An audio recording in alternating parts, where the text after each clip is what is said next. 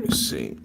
All right, all right, all right. Shalom, Yasha'Allah, Congregation of the Mighty, coming back to you again with another Friday night into the Sabbath class, part 2 of being a devout man that fears the Most High and giveth much alms, right? So we're going to get into some things tonight.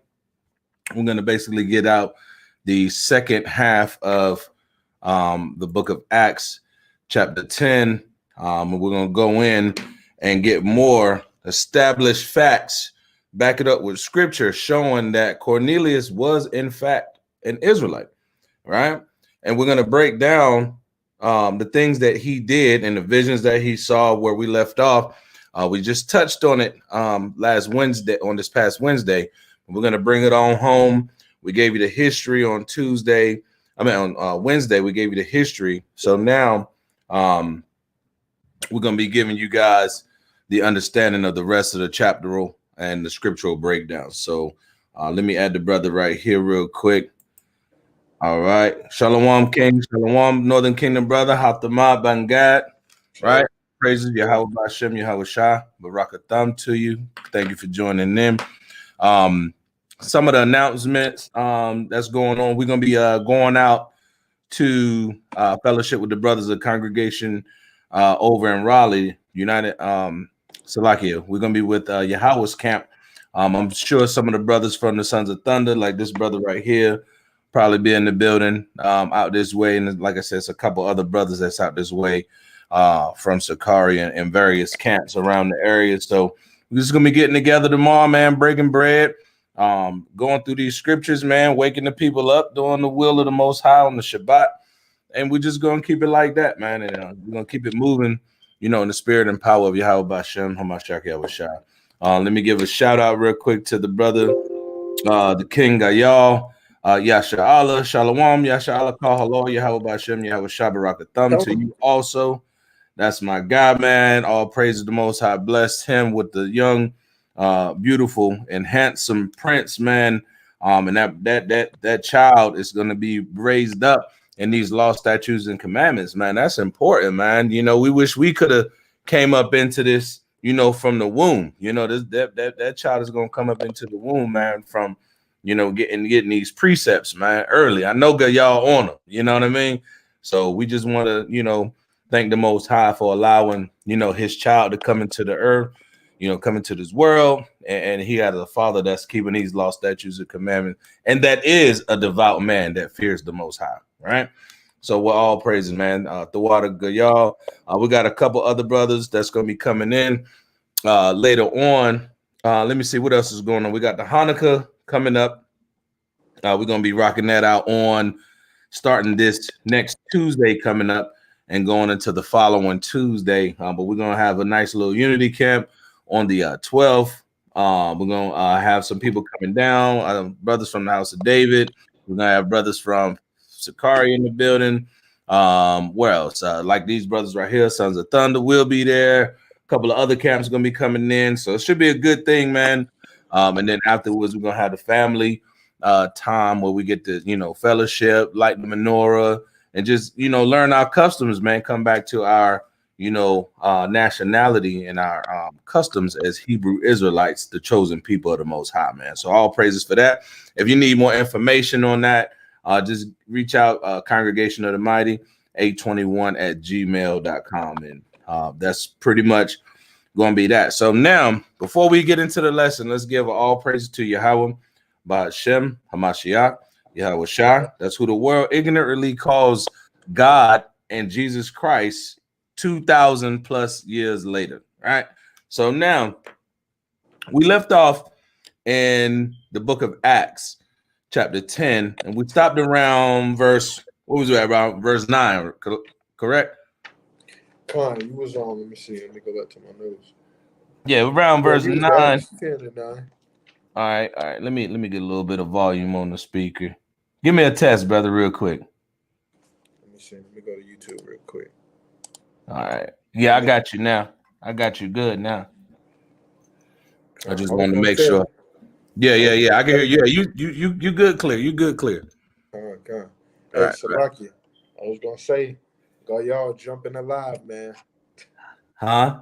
I was gonna tell y'all to jump in the live. Right. This because this about them Northern Kingdom boys. Get on the live.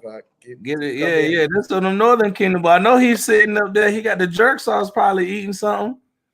You know what I'm saying? But yeah, man, if y'all want to get in, they go to Archaeology coming in. Shalom, King. Shalom. Hey, what's going on? I'm about to wrap up. I'll be right there, brother. I'll be right on. I just want. What's up, Shalom, Mark? Hey, Shalom. All right. I'll be right there. Hey, man, do your thing. It's all good. All right, so yeah. Good. Y'all, he tempted. I see him throwing up the one in the chat. Tell him. Jump on the live, man. Hit the email, man. Hit the link, right? Go on and hit the link. I'm gonna put it in there. You know what I'm saying? I'm gonna put the link for the chat in there. You know what I mean? And we'll go with that. We'll let the spirit move the brothers how it's gonna go, man. All right. Hey, I'm telling you, but I was finna be knocked out. I had some man, I made some spaghetti for the Sabbath, man. I was in there. I was playing the game. And then I'm finna lay it down. Then I got the email. I said, man, let me jump up. I hopped up real quick. Hey, thing, man. See that's that devout man that fears the Most High. You like, man, I jumped on the first one. I know we're about to get into the second half, so I might as well, right? Do a little fellowshipping with your brothers. And I say this all the time, man. There's nothing wrong with enjoying yourself, man, having a good time with your family, man, playing a little game or two. Ain't nothing wrong with that, man. I'll be blazing with my wife on the Call of Duty. We might hit the zombies or something like that. But for the most part, we in these scripts, man. We doing what we need to do for the Most High, man. Doing our best to keep these commandments. Uh-oh. Hey, Shalom. Hey, man, how you doing, man? You get pretty good, sleep, man. Yeah, hey.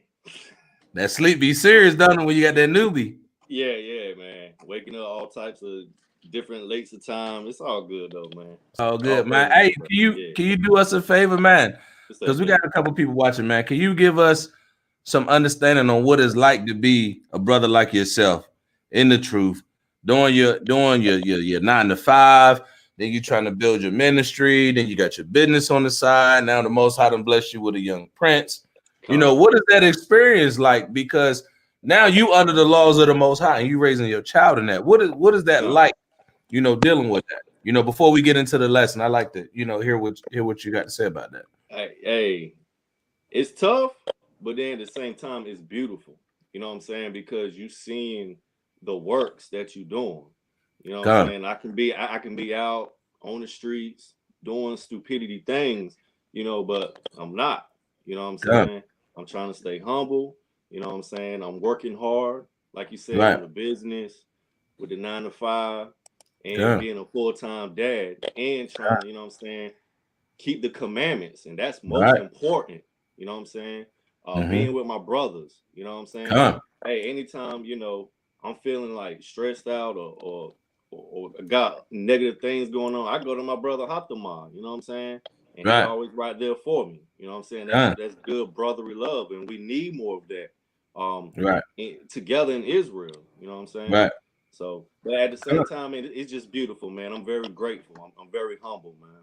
Right, all praises, and that's why this lesson is so important, because we're showing you that, you know, these are Northern Kingdom brothers. So the brother Hatamad, the brother Gaya, these are Northern Kingdom brothers. These were people that went off into the different things in times past that the Most High deemed abominable, you know, sacrificing unto other gods, and they've had to pay for that through the curses down the line to now it affects them. But as they come back, you know, they're able to set an example of, oh no, we got to live our life a certain way. We got to follow the law, statutes, and commandments. We got to serve our God the right way according to his will and not what we want to do. For not only us, but for our children. You know what I mean? Because I got kids. You know what I mean? This brother Shai got kids. You just had one. So, you know, he ain't going to get nothing but love from the Northern Kingdom and the Southern Kingdom. Because we're going to look at him like, hey, that's the young prince, man. That's how we got to do things, man. So, you know, all praises for your testimony, man. You know, that's very important for people to see. You know, we not just, I ain't gonna say it. No, I'm gonna say it. We not just niggas out here on the corner that's just yelling at people. You know what I'm saying? Screaming at people with the Bible in our hand. No, these brothers got jobs, man. Brothers got businesses, man. Brothers got careers. Brothers got things that they trying to build up. But the main thing that we trying to build up is that treasure in heaven, man. You know what I mean? So this is very important. This is the bricks that we got to lay down to build up the kingdom, man. You know, this is building up our kingdom and our glory in the sight of the Most High and the host of heaven, man. So I just wanted to bring that out, man, and just touch on that, you know, before we really start getting into the nitty gritties of you know, the lesson. You got something you want to say, King? Hey, Shalaki Elder, I want to bring out one thing because I seen this post on Instagram today, and somebody get Matthew 12 and 46 real quick. I'm here. Because I seen this post and it said, it really struck me because, you know, we got y'all, we got the elder, we got 2 elders on the call. And the sister posted, camps teach all law, no love. Church teach no law, all faith. And something else. Atheists teach no God, all love. And it kind of struck me. I'm like, but you calling yourself an Israelite, how did you even come into the knowledge? You had to see a brother on the street that was in a camp. Bring that out. And what really struck me, I said, you see camps all over the scriptures. You know what I'm saying? I said, you say no camp has love. I said, you must ain't been to a summit. You must ain't been to a feast day. You must ain't been to a cookout. Because what you see on YouTube is when we on YouTube, we in war mode, man. We dealing with demons out there, blackheads, Edomites, heathens, our people that want to stick up for heathens. Of course, you ain't gonna see no love. You're gonna see all defense. Right. When you come to a feast day or any other type of event, it's brotherly love, sisterly love like never before. So bring that out real quick. Where you at, King? Matthew 12 and what? Matthew 12 and 46. The book of Matthew, chapter 12 and verse 46. While he yet talked to the people, behold, his mother and his brethren stood without desiring to speak with him. Keep going. Verse 47. Then one said unto him, Behold, thy mother and thy brethren stand without, desiring to speak to thee. Right. So this is Yahawashi dealing with his mom, his brothers, and his sisters, basically his bloodline family. Right. So everybody in the truth still like to hang out with a lot of family, which is cool. But at the end of the day, we got prophecies that say your family is going to deliver you up in that day. Right. So read what Yahawashi say, 48. All right, verse 48. But he answered and said unto him that told him, Who is my mother, and who are my brethren? That's right. So I know I just came out of nowhere, but I love that verse. Hey, you was on it. Hey, that's the spirit, right? Let me read it again. Let me bring that back out. All right. The book of Matthew, chapter 12, and verse 48. But he answered and said unto him that told him, Who is my mother, and who are my brethren? Verse 49. And he stretched forth his hand toward his disciples and said, Behold, my mother and my brethren. Verse 50. For whosoever shall do the will of my Father, which is in heaven, the same is my brother and sister and mother. John, so this is Yahawashi putting the division of you got love that's for your biological family. You got love for the brothers and the sisters that's doing the will of the Most High. That's true love. When Yahawashi made references to, laying your life down for your brother, that wasn't really talking about your biological brother, man. Because at the end of the day, he gonna go to your funeral, wear your shirt, and gonna eat and cook out at your funeral. Right. These brothers up here, they gonna mourn for you. Like the Most High say, you should mourn for a brother. Crying out, you know what I'm saying, for you. These are the people that we really showing love to. You know what I'm saying? So a lot of people, they hate camps and they bash camps because of the image that they see on YouTube. You got to understand, when we out there on YouTube, man, if you would have been in Memphis, seeing them things that we seeing, man, music bumping over here, smoke over here, man, you ain't no time to love this and love that, man. You standing post, you girded up, you gonna see brothers with the meme up, off steer. Yahawashi was off steer, but when he was with the disciples, man, he was showing love. He was kind with them, patient with them. You know what I'm saying? It's just like stuff like that. We still talking about people hating camps in 2020, finna go in so-called 2000. Let me see that though. Right. You know what I'm saying? And it's this right here is perfect what you going into tonight. Acts 10 dealing with Cornelius. What was Cornelius doing? He was doing the will of the Most High. That's my brother. And he was an austere brother that feared the Most High. He feared the Most High.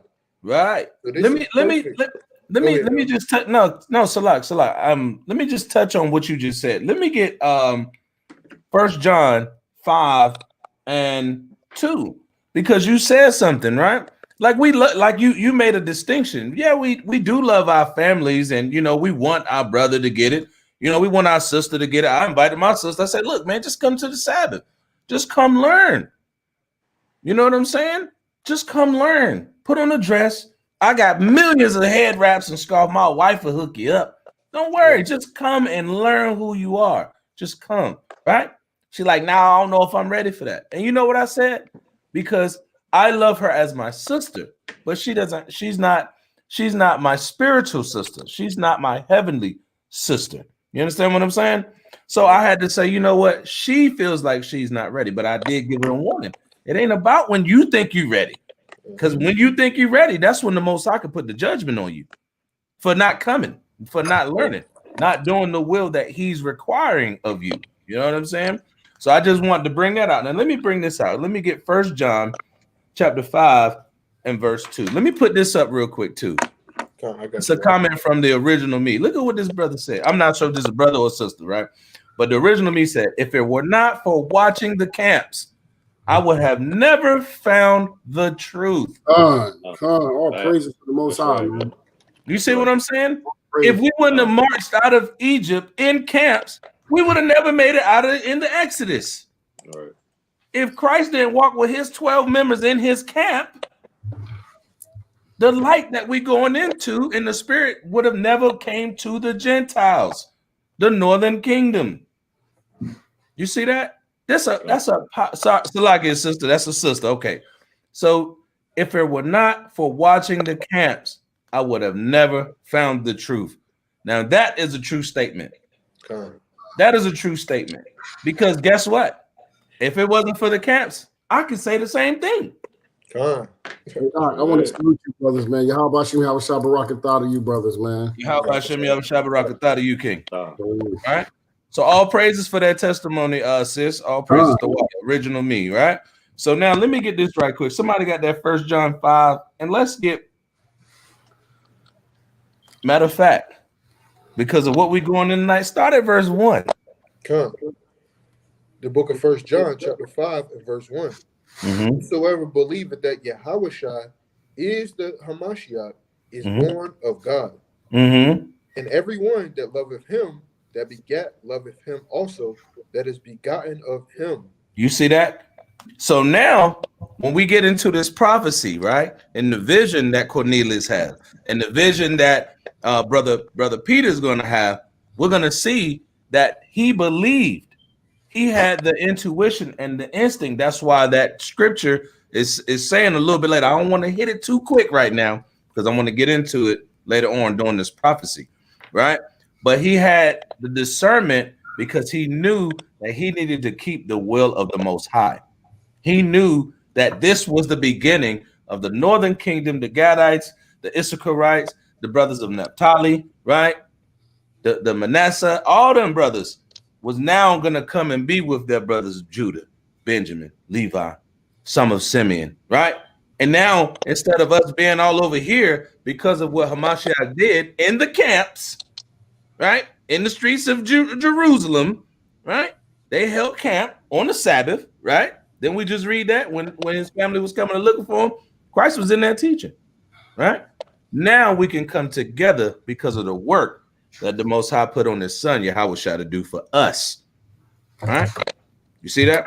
So now get verse 2, because I want to get into that second point that you made where you were saying about the family, right? That spiritual family is not the same as your biological family. And the Most High say he going to bring that division. Everybody in your family ain't going to come into this. All right. Everybody ain't going to love the Most High. It is what it is. You better make sure that you are doing his will. All right. Bring out verse 2 real quick. First John. Verse 2.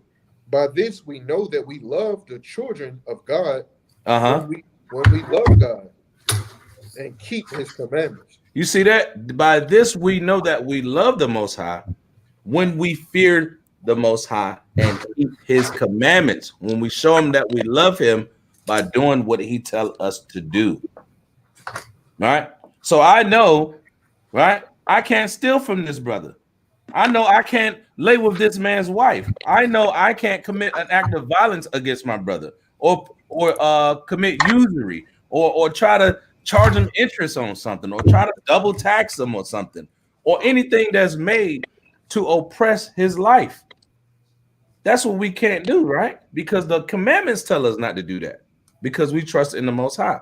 Now, your brothers and sisters that you try to bring into this in the world, they'll use you. Bro, I gave you 10, bro. You gotta give me at least 12 back, bro. Tell me I'm lying. You let me hold a shirt. I'm gonna need you to go buy me a shirt when you get paid. That's the mentality of the world. Oh, I'm gonna sell my man some dope right here. I'm gonna give my uncle poison. I'm gonna sell my auntie some crack. That's the mentality that we have when we in the world.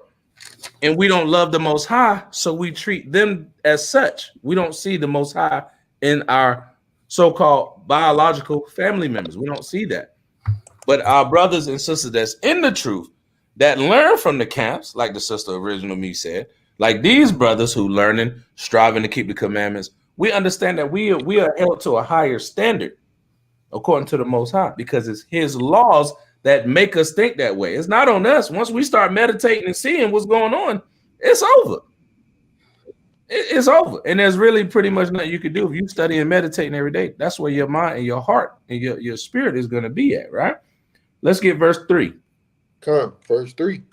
For this is the love of God, Mm-hmm. that we keep his commandments. Right. And his commandments are not grievous. Now you see that right there. So he said he broke it down, right? Where he said that we love the children of the Most High in verse 2.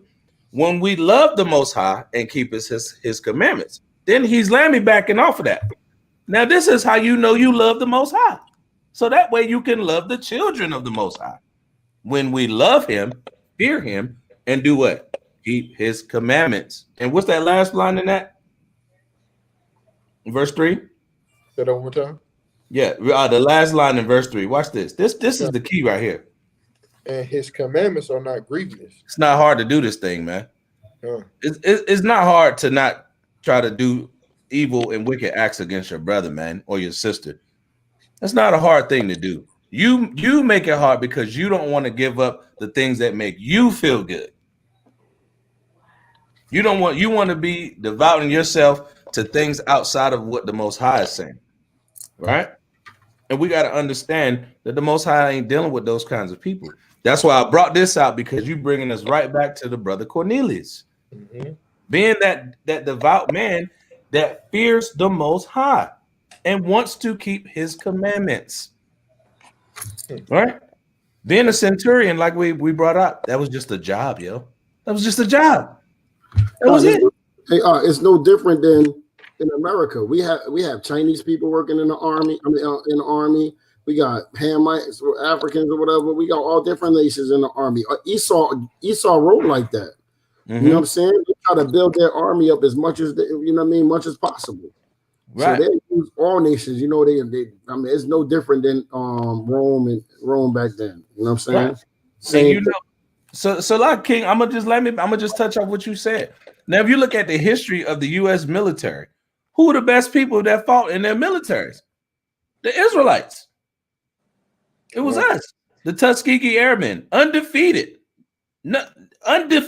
okay, in airplanes.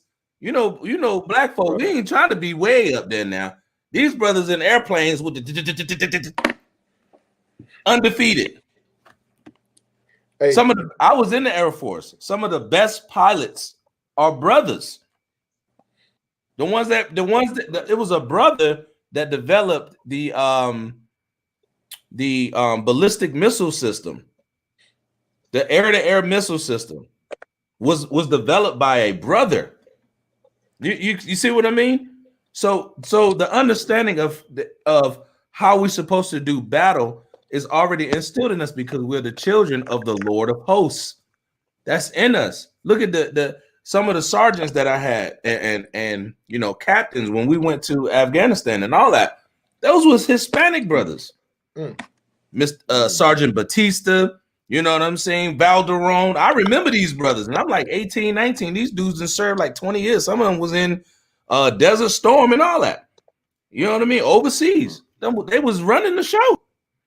You know what I mean? So it's always been in us that the other nations see, like, if we got these Israelites in our army, that's why the Egyptians said, no, we got to deal with them, because if they link up with the enemy, it's a wrap for us. They know that because we got them hands and we got that mental. We don't make those in-field common mistakes like these other nations. You know what I mean? I just wanted to bring it up, but go ahead, Hatamak. I was gonna say two things. Just a precept for what the sister had brought out, and then that a lot of people like to play off wordplay. Going back to I've seen this video, and it was dealing with how Israelites act on the street, and almost like we was going over, and it was such a heavy point, which was bringing out the other day. I said, damn, Paul went to a lot of these so-called Rome, Greece, all those places that he went, because he literally was a free-born man in that land. Where else would he go? You know what I'm saying? Wouldn't he start from where he was already? Didn't we start in Durham? Didn't we start in Raleigh? We started there. We didn't go and teach our ministry in Australia when we right here. We waking up to our people that's in a Gentile state of mind right here. You know what I'm saying? So, like you were saying, you could say, brother, this man was so-and-so from the Tuskegee band. Now they playing words on Tuskegee. Now, where's that? So right. the point is saying Italian band, well, he must be white.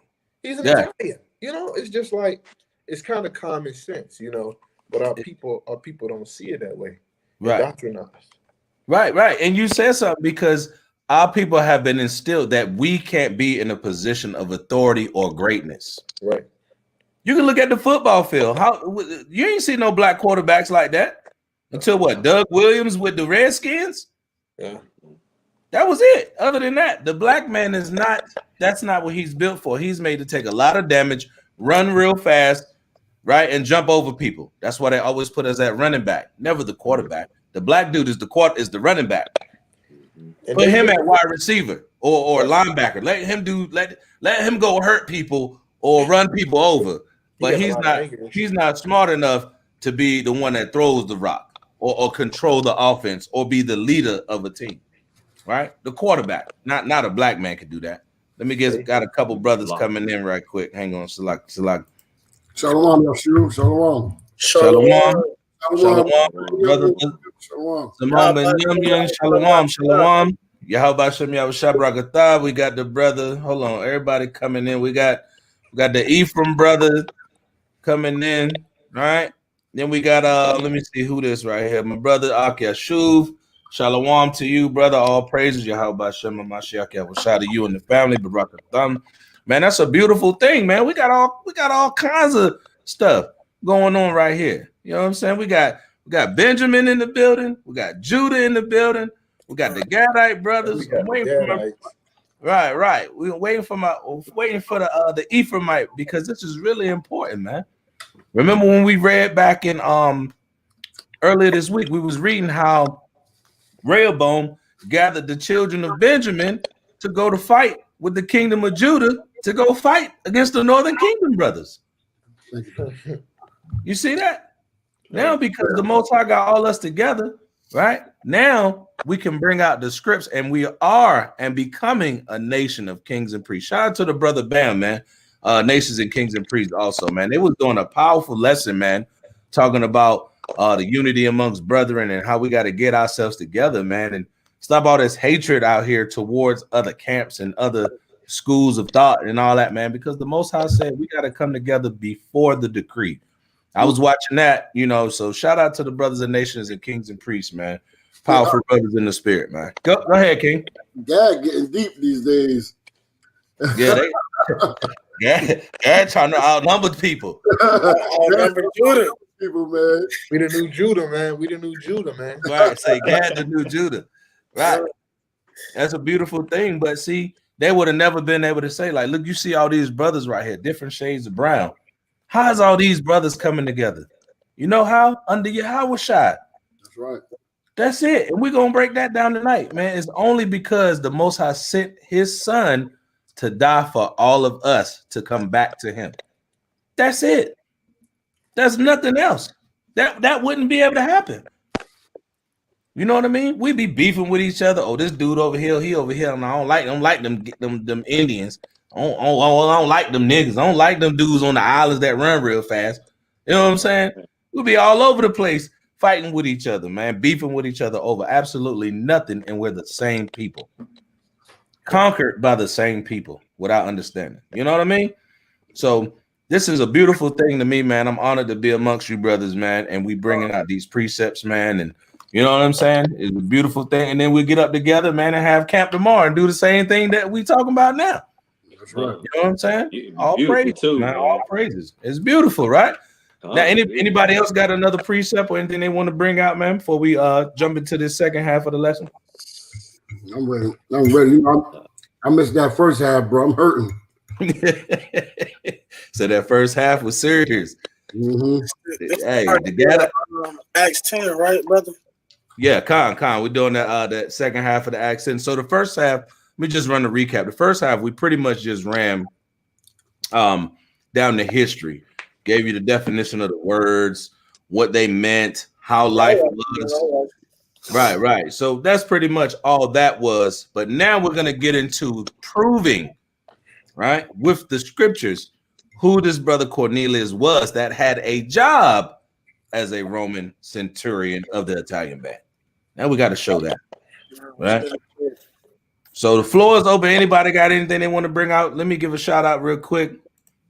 My Ephraimite brother, Quintana, Kwam Yasha'Allah, Shalom to you, King. All praises, Yahawashi, Barakatah to you and the family, man. All right. All right. So y'all ready? We just jump right on in, man. I'm ready. All right. So let's get Acts chapter 10, and let's start at verse 9 and read. Yeah, give me 9 and 10. Acts chapter 10, verse 9 and 10. The book of Acts, chapter 9 and verse 10. On the morrow, as they went on their journey and drew nigh unto the city, Peter went up upon the housetop to pray about the 6th hour. Now, Salakia, you see that? Peter, we already know who Peter is. We established that. Peter's the rock of the church, man. This is a brother that walk in the spirit, right? This brother cut your ear off. Don't play. No, you ain't running up on my brothers in the camp. I'm gonna cut your ear off. That's Peter. Right? Powerful brother in the spirit that did the work of the Most High, right? Go ahead. Verse 10. And he became very hungry and would have eaten, but while they made ready, he fell into a trance. So he was hungry. So that lets you know Peter was in the midst of what? Fasting. Peter was out there fasting. And he got hungry. And he was like, man, you know what? I'm hungry. But what happened? The scriptures say he fell into a trance, right? So now jump up to verse 3 real quick. 10 and 3. Get that real quick. Verse 3. He saw in a vision, evidently about the 9th hour of the day, an angel of Yahweh coming into him and saying unto him, Cornelius. And when he looked on him, he was afraid and said, What is it, Lord? And he said unto him, Thy prayers and thy alms are come up for a memorial before Yahweh. Now you see the correlation where we just went? So the brother was in the midst of a fast. Brother Peter was in the midst of a fast, and he went into a trance, right? The brother Cornelius, now we know that Peter's a righteous brother, right? But the brother Cornelius gets a vision, and the angel of the Most High comes to him, and he is afraid. You see that? Why is the angel or the messenger of the Most High coming to you if you're not an Israelite? That can't happen. That doesn't happen. All right. Now watch this right here. When it says, and he looked upon him and he was afraid, he said, What is it, Lord? What is it, Lord? Right? Meaning that he's recognizing him as his power. The same way that Peter did. Go ahead, King. Let me bring this Psalms 147, 19 out real quick. Since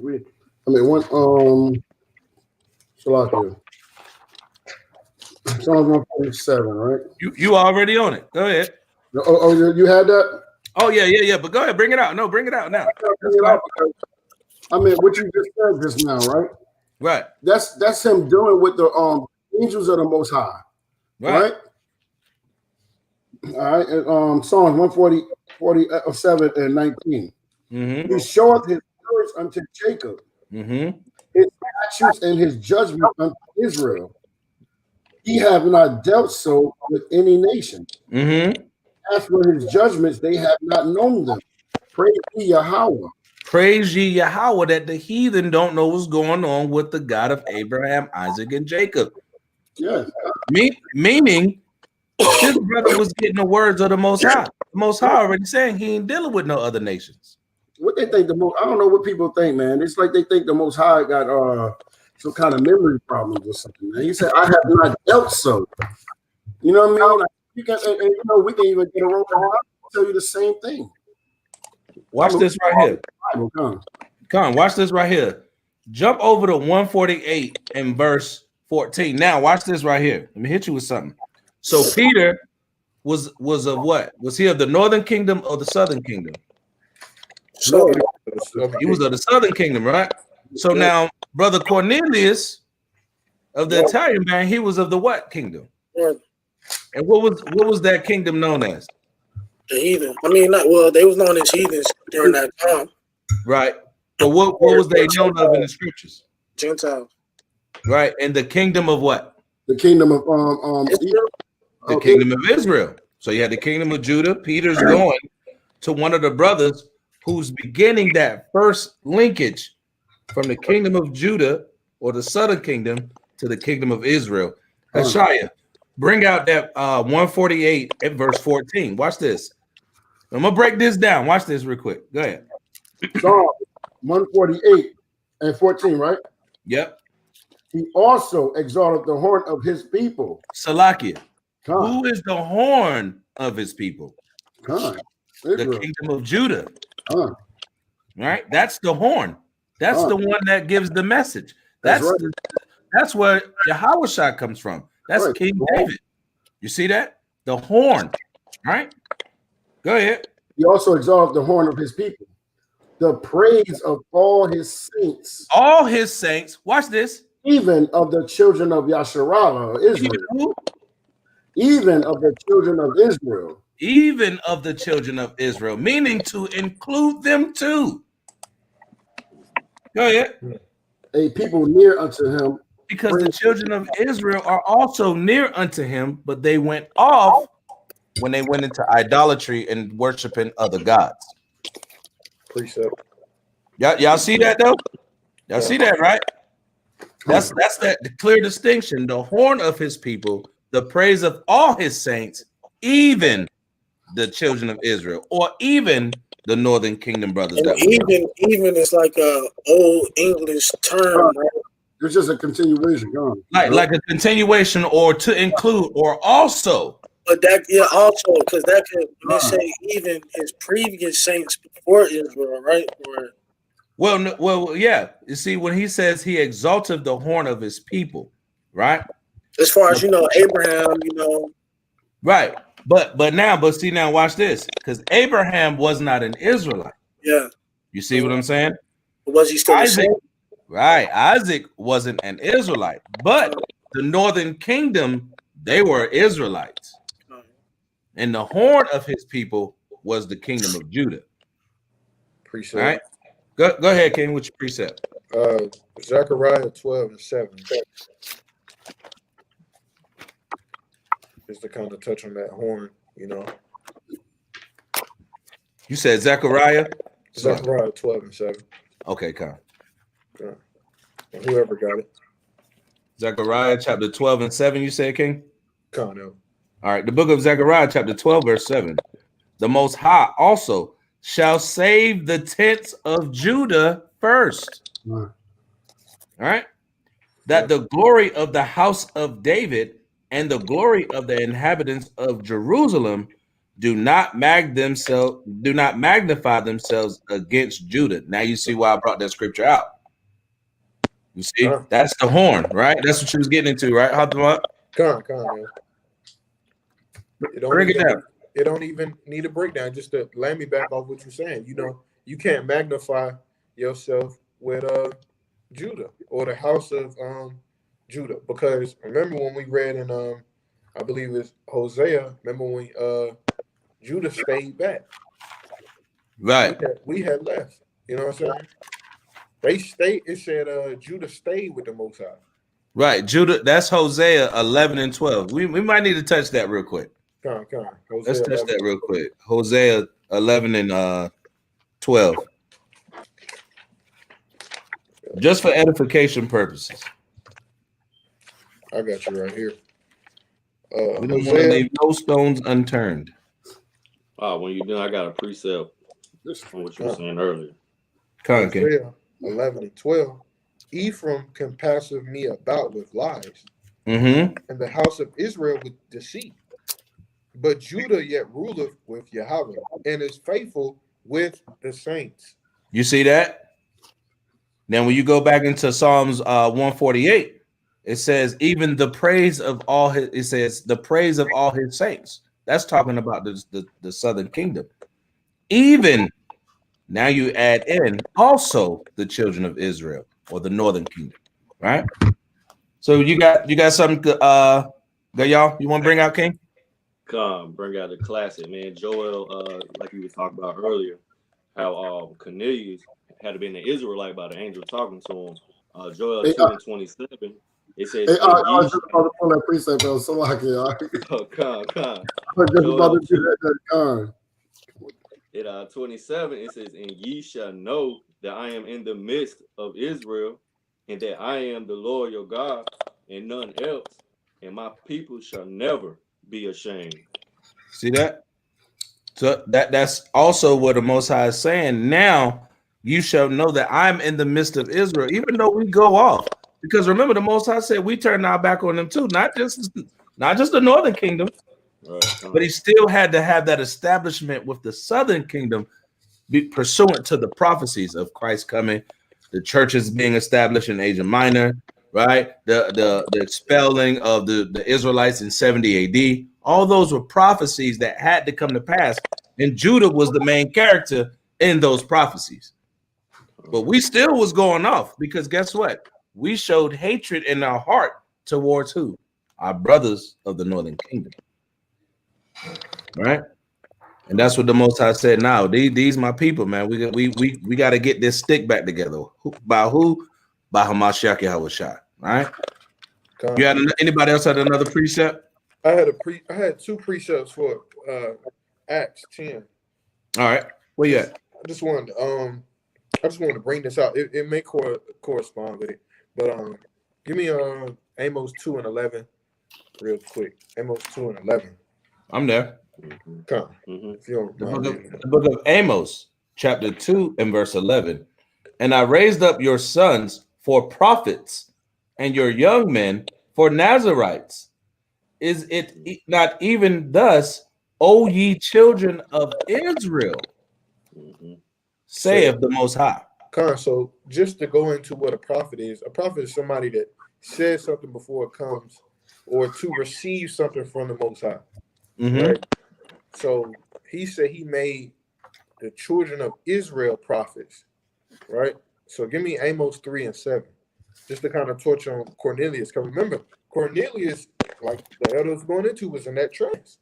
Fasting, and he seen the angel of the Lord. Right? And the angel of the Lord said something to him. So read Amos 3 and 7. The book of Amos, chapter 3 and verse 7.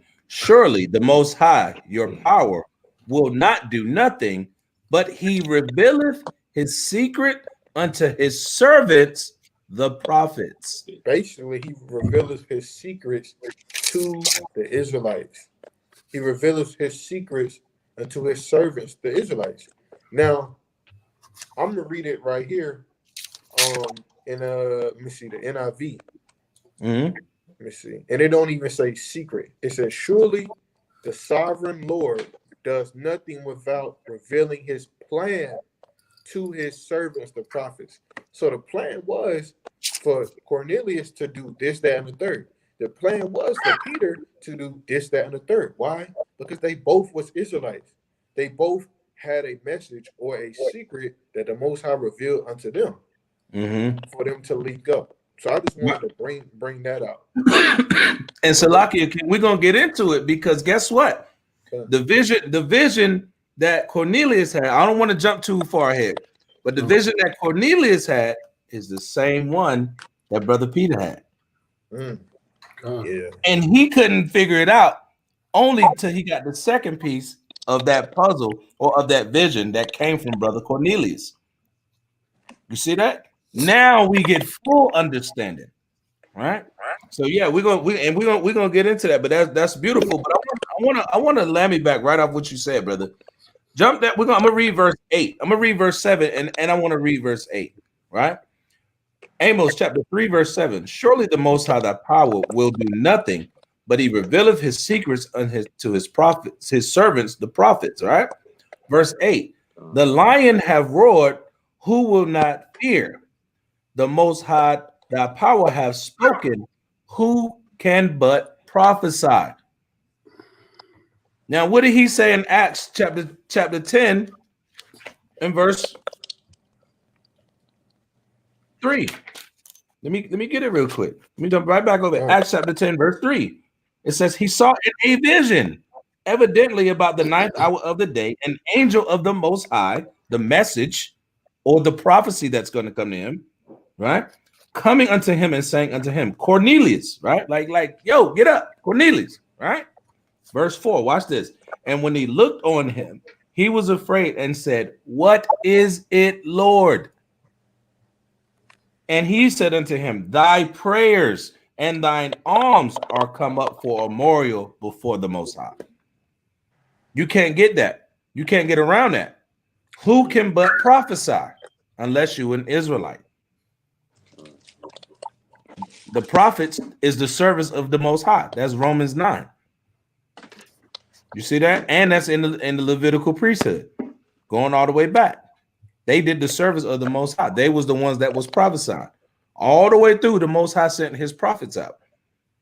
Old Testament, New Testament, and the prophecies to come. All right? So you see where we go, where that's at? You got something, King?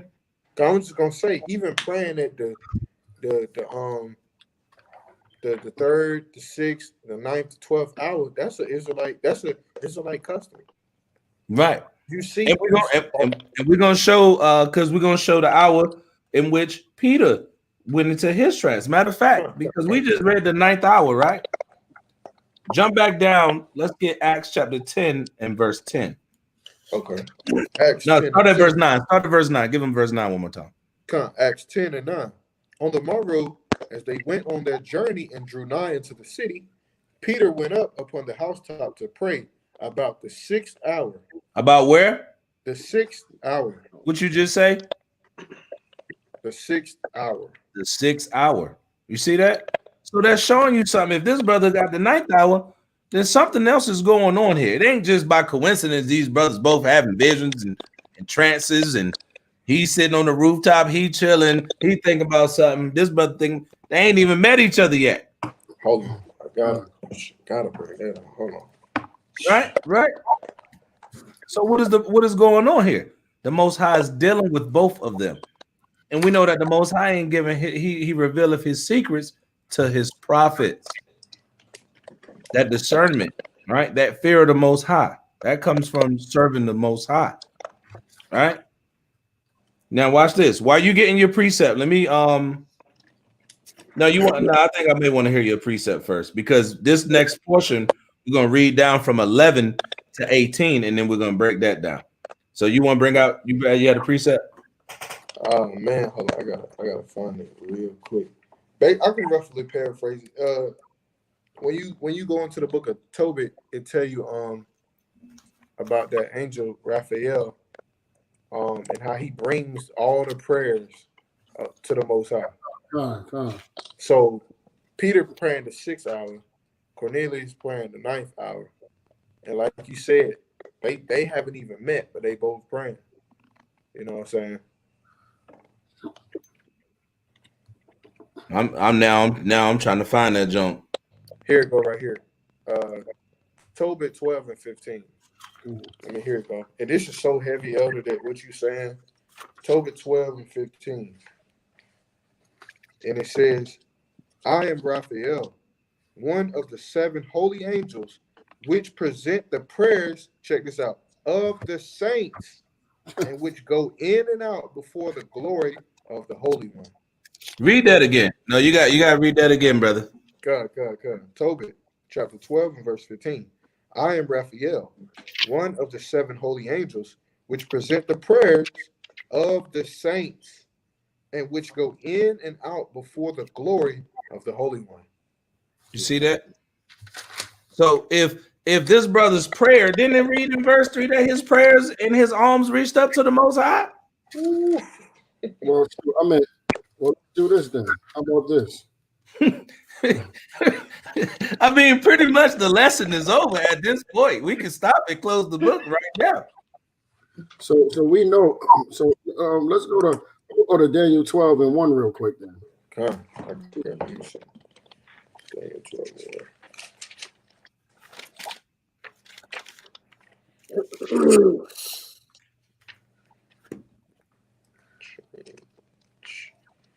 You said Daniel 12 and 1?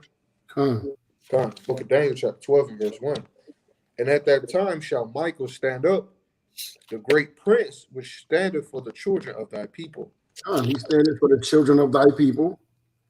And there shall be a time of trouble, such as never was since there was a nation, even to that same time. And at that time thy people shall be delivered, every one that shall be found written in the book.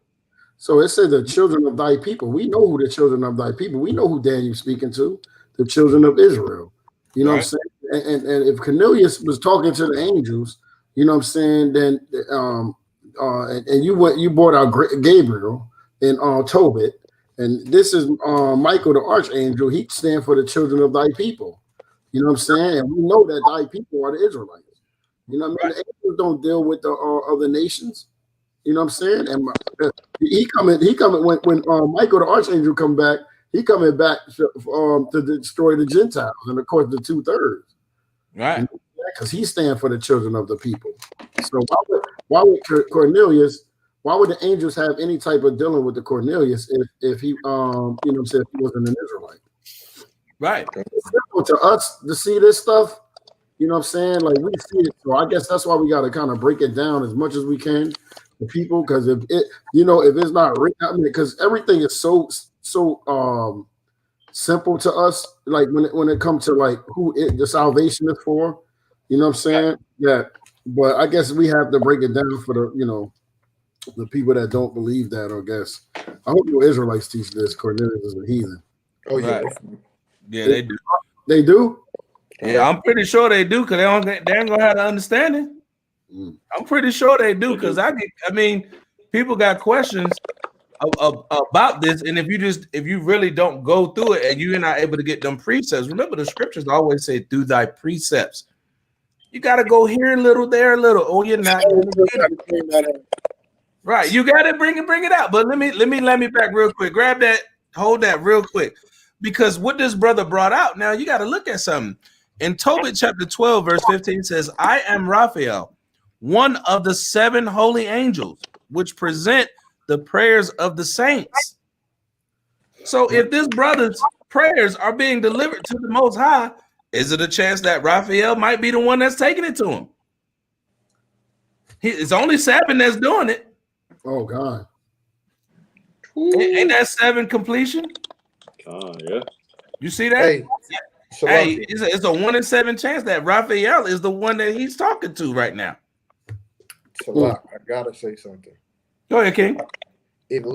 Elder, that's on point. It say, and which go in and out before the glory of the Holy One. So he has to go in and out. Even going to Job, when they came to the Most High, they was going in and out, presenting themselves. So the angels is always on the move. You know what I'm saying? Right. And even when you read this, it tell you that Raphael come down as a man, and he guides certain people on their mission. You know what I'm saying? So yeah, you probably 100% right. I'll put money on that. Right. Like, and you said something heavy, like in the book of Job. And he said that to Satan, "Whence comest thou? Going up and down to and fro in the earth." Satan is the angel of the Most High. That's his job. He's an employee. Okay, he's hired. He works for the Most High. Our people are so foolish; they fear him and not the Most High.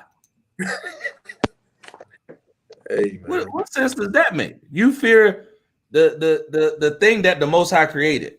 You fear the sun.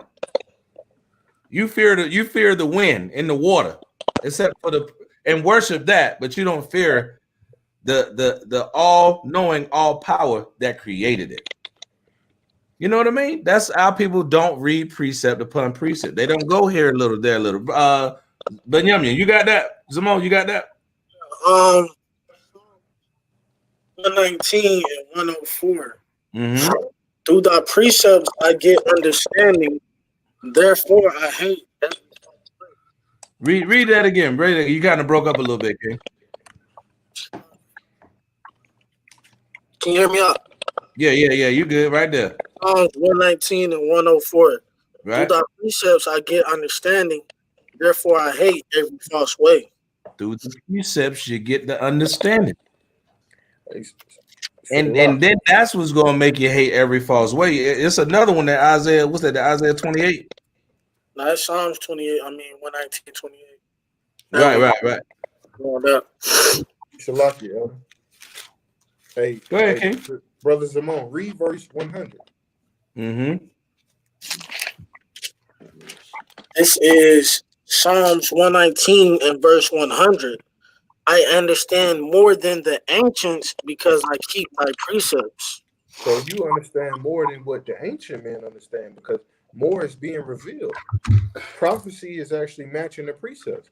When we going through prophesying of America being destroyed and what foot we in, what body part we in on the statue, and, in Daniel's man, that's more than what the ancient people knew. They didn't know that.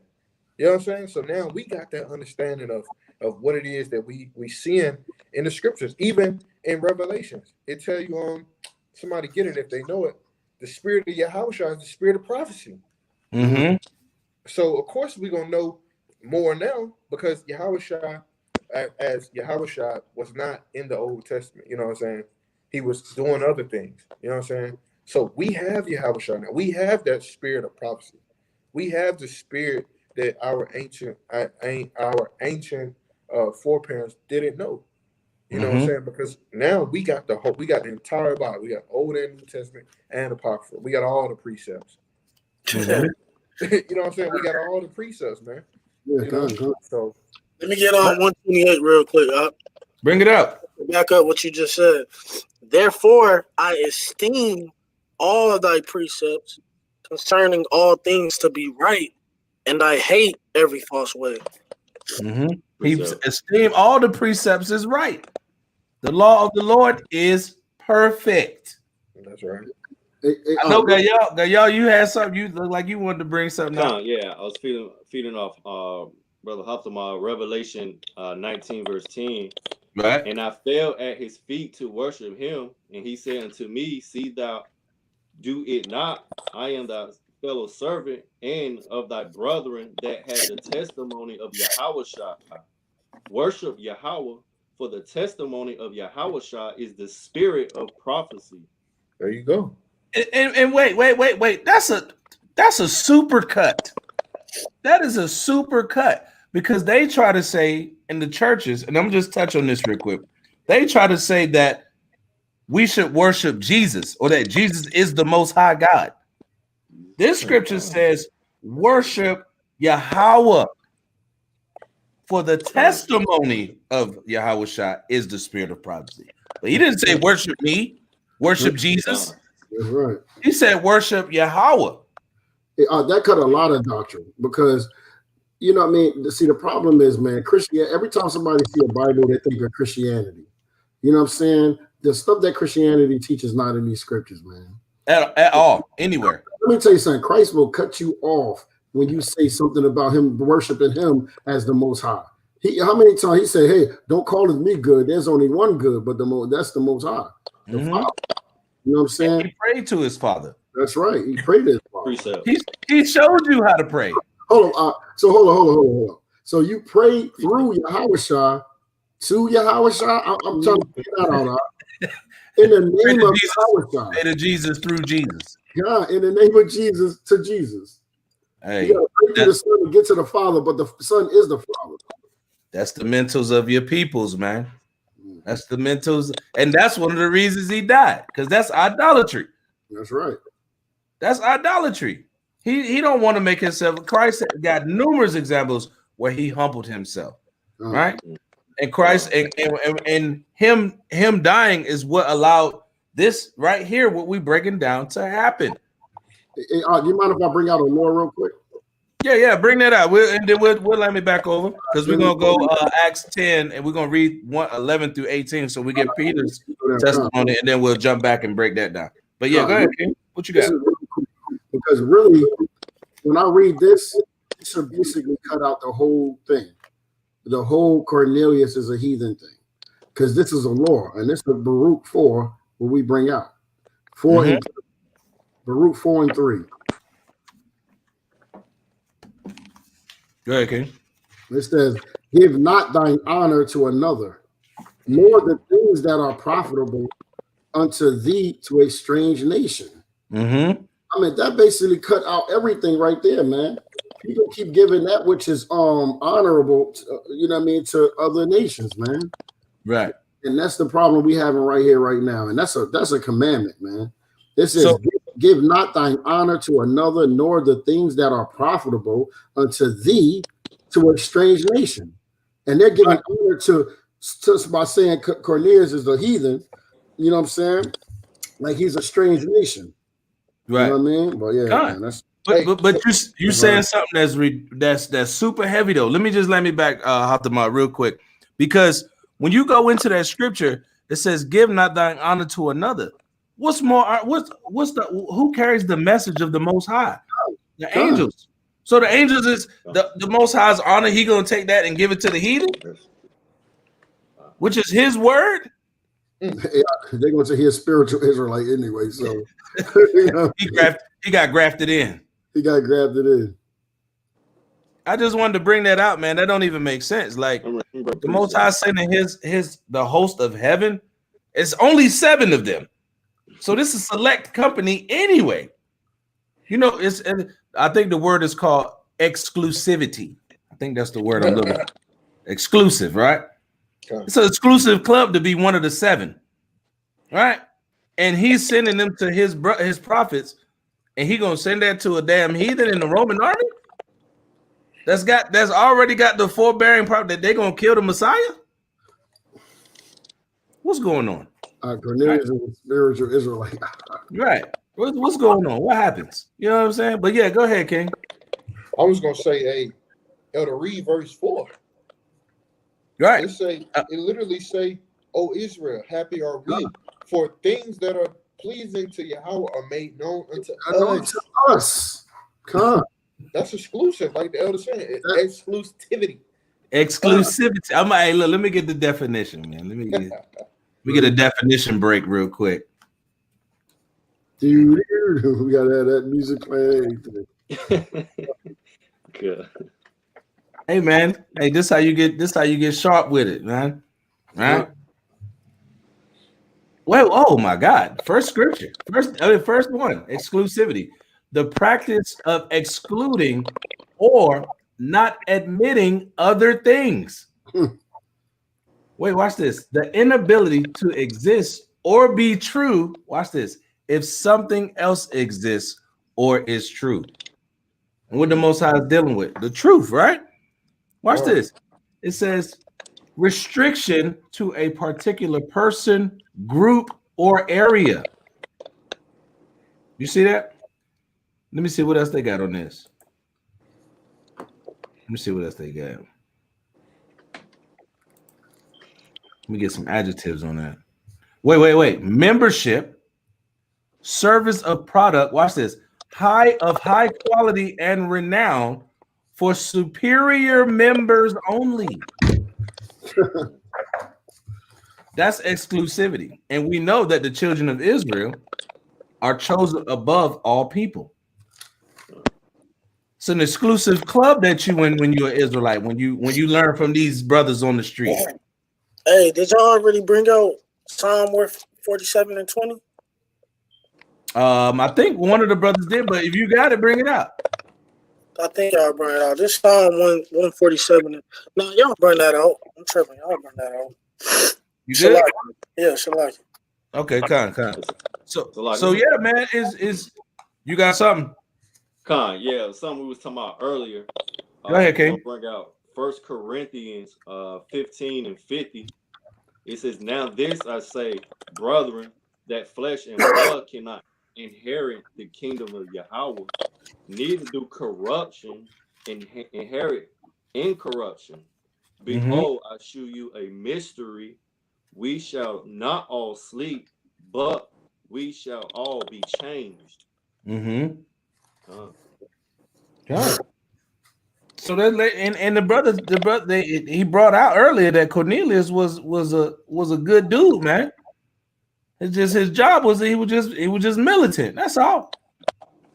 Take away the name Cornelius and the Roman band. You take that away, and you just like, this is a dude in the army in Israel. You know what I'm saying? You ain't think that, but because you hear certain titles like the brother was bringing out earlier, you hear titles or names. If you don't read or you don't understand what those things mean, then you're gonna get confused. You're gonna get lost. You know what I mean? And it'll make you have a different understanding than what the Most High has laid out, and it can become a stumbling block. You know what I mean? Go ahead, What'd you say, King? You bring out Acts 2. Oh no, that's a killer. Yeah, go ahead. That's a crush. That's a super crush. Acts chapter 2, verse 5. It says, and there were because Cornelius was devout, right? A devout man, right? Mm-hmm. It says, and there were dwelling at Jerusalem Jews, devout men out of every nation under heaven. Read it again. And there were dwelling at Jerusalem Jews, devout men out of every nation under heaven. Right. Wait. But watch this. Keep going. And now when this noise abroad, the multitude came together and were confounded because they heard every man, that every man heard that them speak in his own tongue. You see that? But wait. Watch this. Watch this. Jump down to verse 10. That's what I wait. What was Cornelius' job again? What was Cornelius' job? He was a centurion. A Roman centurion of the Italian bands. You want to go down to that one, or you want to go up further? No. I want you to stay on 10. But watch this. What was the northern kingdom called? Who was what they called the strangers? What they called the strangers? The Israelite foreigners, right? Read verse 10. All right. Phrygia, what is that? Yeah. Phrygia. Pamphylia, in Egypt, and in the part of Libya about Cyrene, and strangers of Rome. Oh, read it again. And strangers of Rome. Go ahead. Jews and proselytes. You see that? Strangers of Rome, Jews, right? And proselytes. See, the Most High put it right there in front of you. Right. He show you every time. You see that? And it's showing you right there, the right strangers there. of Rome. Yeah, that's basically right in your face. That's what I want to get to. Come on. You know, that first part, that they were Jews dwelling in every nation, heaven. And then I want to drop down to that because that's important, man. It says it right here, but Jews were everywhere. If you in Rome, you're going to do as the Romans do. You're going to join their army, period. Right. That was your job, just like it's no different than us. We got a good security clearance and you got background, you could go be a cop. They are, even when you go to if you go to Jerusalem right now, and you have to live there, you got to join the army. Right, you got to join the army for 2 years. Right, that's how you saw. And mandatory, 2 years. Yep, mandatory. I think China got the same thing too. Damn. Yeah, you got to join the military at least 2 years. I know for a fact it's like that in Israel. The Israeli army. Yeah, that's a fact. Now watch this right here. Let's get into this prophecy of Peter, because now we're going to jump around a little bit. Let's get verse 11, and we'll read all the way down through 18, and then we're gonna chop this up. We're gonna go through this because there's some heavy nuggets in this right here. So let's get that Acts chapter 10 and verse 11.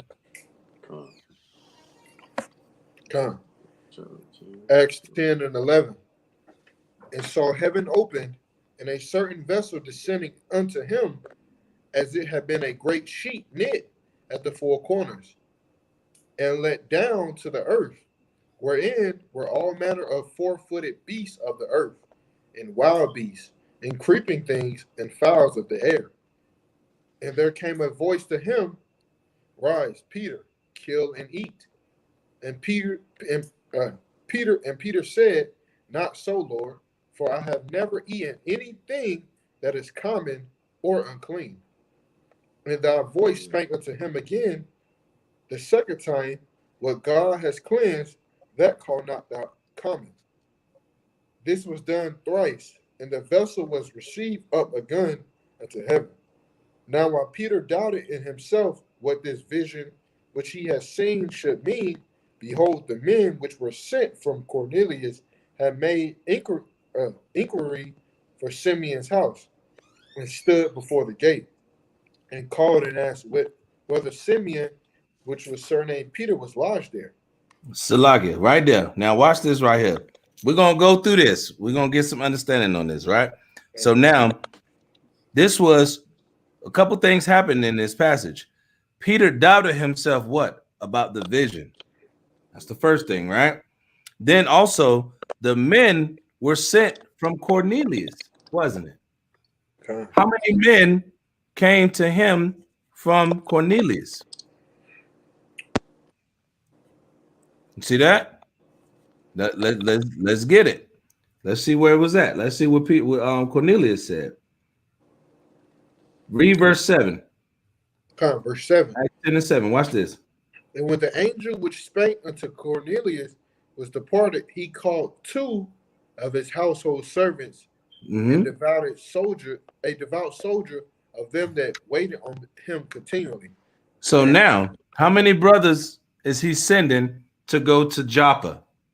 2. 3. Oh, because he sent he sent 3. Watch this. He said he called 2 servants, and then he called a devout soldier. See that? So 3 men. Now watch this. When we go back over, it said, how many times did this vision happen to Peter? Read verse 16. Ooh, hey, this was done thrice, and the vessel was received up again unto heaven. And the vessel, those 3 brothers, or those 3 brothers representing what kingdom? The northern kingdom was now accepted. You see that?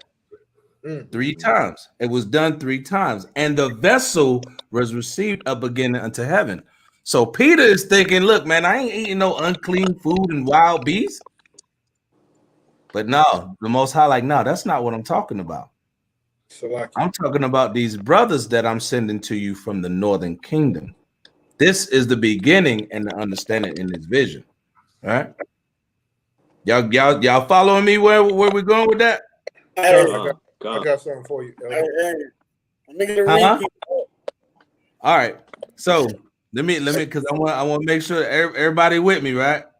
All right. Oh, go ahead, Hatamat. Hey, this is Strong's G 4632 for vessel. It is skyos or sekos. Yeah, skyos. And vessel, it means a man of equality or quality. So like a man of quality, a chosen instrument. Whoa, wait. Whoa, because it just said right here, this was done thrice. And the vessel was received up again into heaven. That's 3 vessels went and received into. Now, what is in the Greek? What does that word vessel mean? Read that again. A man of quality, a chosen instrument. A man of quality, or in this case, a devout man, right? Chosen. Y'all see that? Now watch this right here, because I think I may be able to hit it home for Brother Benjamin. All right. Was in verses 15 and 16, right? Was he talking about an unclean beast, or was he talking about unclean men? Amen. It was talking about the unclean men. That's why he brought out in the Strongs, in the G, in the Greek concordance, right? Now watch this. Let's jump down to verse 19. You said verse 19? Yep, bring out verse 19. Come. While Peter thought on the vision, the Spirit said unto him, behold, 3 men seek thee. Whoa, wait. How many men? 3 men seek thee. 3 men are seeking the brother who's the rock of the foundation of the southern kingdom. That were sent to him in the same vision that he had, that Cornelius had. Hey, Salakia. That goes to the point that you were saying last night, Elder, with the precept of what we read about Peter being a rock of the church. And then remember we had brought out the scripture saying proving that Israel is the church. You know, right. In the wilderness. Con. Right. So like you saying, these 3 men, basically was coming to Peter, the rock of the church, the rock of the Israelites. Where else would you go besides the person that the foundation is going to be upon? If I want to know something, if I know this dude right here make the jerk sauce, right, and it's wonderful and it's delicious, right, am I gonna go to the other dude? No, I'm gonna go to the expert. I'm gonna go to the rock. If I need something moved, right, this brother right here is a logistics guru. This brother here at the top, brother Shai, that's what he do. I'm not gonna go to somebody else and ask questions about, hey man, how you do this? What's going on with this? What kind of license you need for that? How much is this? What's the tow rate? What's the, you know what I mean? I'm gonna go to him because he knows it. He is it. He's the rock of it. So why would the Most High send his servants to the rock if he's trying to bring them back together? Right? So, real quick, Yashuv just called me, right? But my phone just died on me, bro. He just sent a map to me. You know what I'm saying? And as soon as I was about to send it to you to pull up on the screen, my phone went dead. Hey, Yashuv, if you're still on, send it to Yazar. My phone died on me. I got my joint right here. Yo, send that over to Yazar. Yeah, but now watch this right here. So I wanted to bring that back out now because we know that now he's talking about the 3 men in verse 19, right? 3 men seek thee. Now watch, read verse 20. Verse 20. Arise therefore and get thee down and go with them, doubting nothing. For I have sent them. Whoa, wait, what the Most High say to him? For I have sent them. These men that were unclean in the same vision that the brother Cornelius had were unclean, but they were sent by who? The Most High. And then he said, doubting nothing. Because remember earlier we just read, Peter was like, look, man, I doubted myself because I don't know how to interpret this. I'm thinking you talking about unclean meat. Remember, these brothers are coming from the northern kingdom. And at this time, they are considered what? The unclean. All right. So that's letting you know these men were Israelites. Right? Now watch this. Let's keep going on that. Matter of fact, let's get Acts chapter 10 and verse 15 one more time. We'll get that. I got a precept after that. Okay, Con. Acts 10 and you said 20? Acts 10 and 15. And then y'all get Ezekiel 36 and 22. Get that Ezekiel 36 and 22. Acts 10 and 15. Right. The voice spake unto him again the second time. What Yahawashi has cleansed, that call not thou common. Read it one more time. What God has cleansed, that call not thou common. Now, it was commonly known in this time frame that the northern kingdom was called what? Gentiles, or not the Most High's people. But he said, what the Most High had cleansed, right? Thou call not thou common. Now you're not going to be able to call them that. Why? Because the Most High is bringing them back and he's cleansing them. Now grab this real quick before you grab your precept. Grab that Ezekiel 36 and 22. Watch this. Ezekiel chapter 36 verse 22. Therefore say unto the house of Israel, thus says the Lord Yahweh, I do not this for your sakes, O house of Israel, but for my holy name's sake, which ye be profane among the heathen. Whoa. Go back. Salak, go back. Read it again. Ezekiel chapter 36, verse 22. Right. Therefore, say unto the house of Israel, thus says the Lord Yahweh, I do not this for your sakes, O house of Israel, but for my holy name's sake, which ye have profaned among the heathen, whether ye went. Where did they go? Among the heathen, profaning the Most High's name. Watch this right here. Jump over to 25. 25. Mm-hmm. Verse 25. How you? Let me ask you this, Salat. How you get clean? The law. Through the word. Through the word, right? Yeah. Bring that out real quick. But Yum, give me Ephesians 5:26. Bring that out, good y'all. Verse 25. Yeah, bring out verse 25, y'all. It says, "Then will I sprinkle clean water upon you, and ye shall be clean from all your filthiness, and from all your idols will I cleanse you." Now the house of Israel became unclean because they went off into what? Idolatry. And he said, the water, I will cleanse you. That's right. And we know that, remember, the Most High did away with the Northern Kingdom for a minute. You know what I'm saying? Right. And they became like the other heathens. So they had to be cleansed. They had to take a bath. They dirty out here. That's right. But what are they getting cleansed with? Because remember, these brothers of Cornelius is going to see Peter. So now let's get what the Roman Israelite, Benjamite, all had to say. Bring that up. Benjamin, Ephesians 5:26.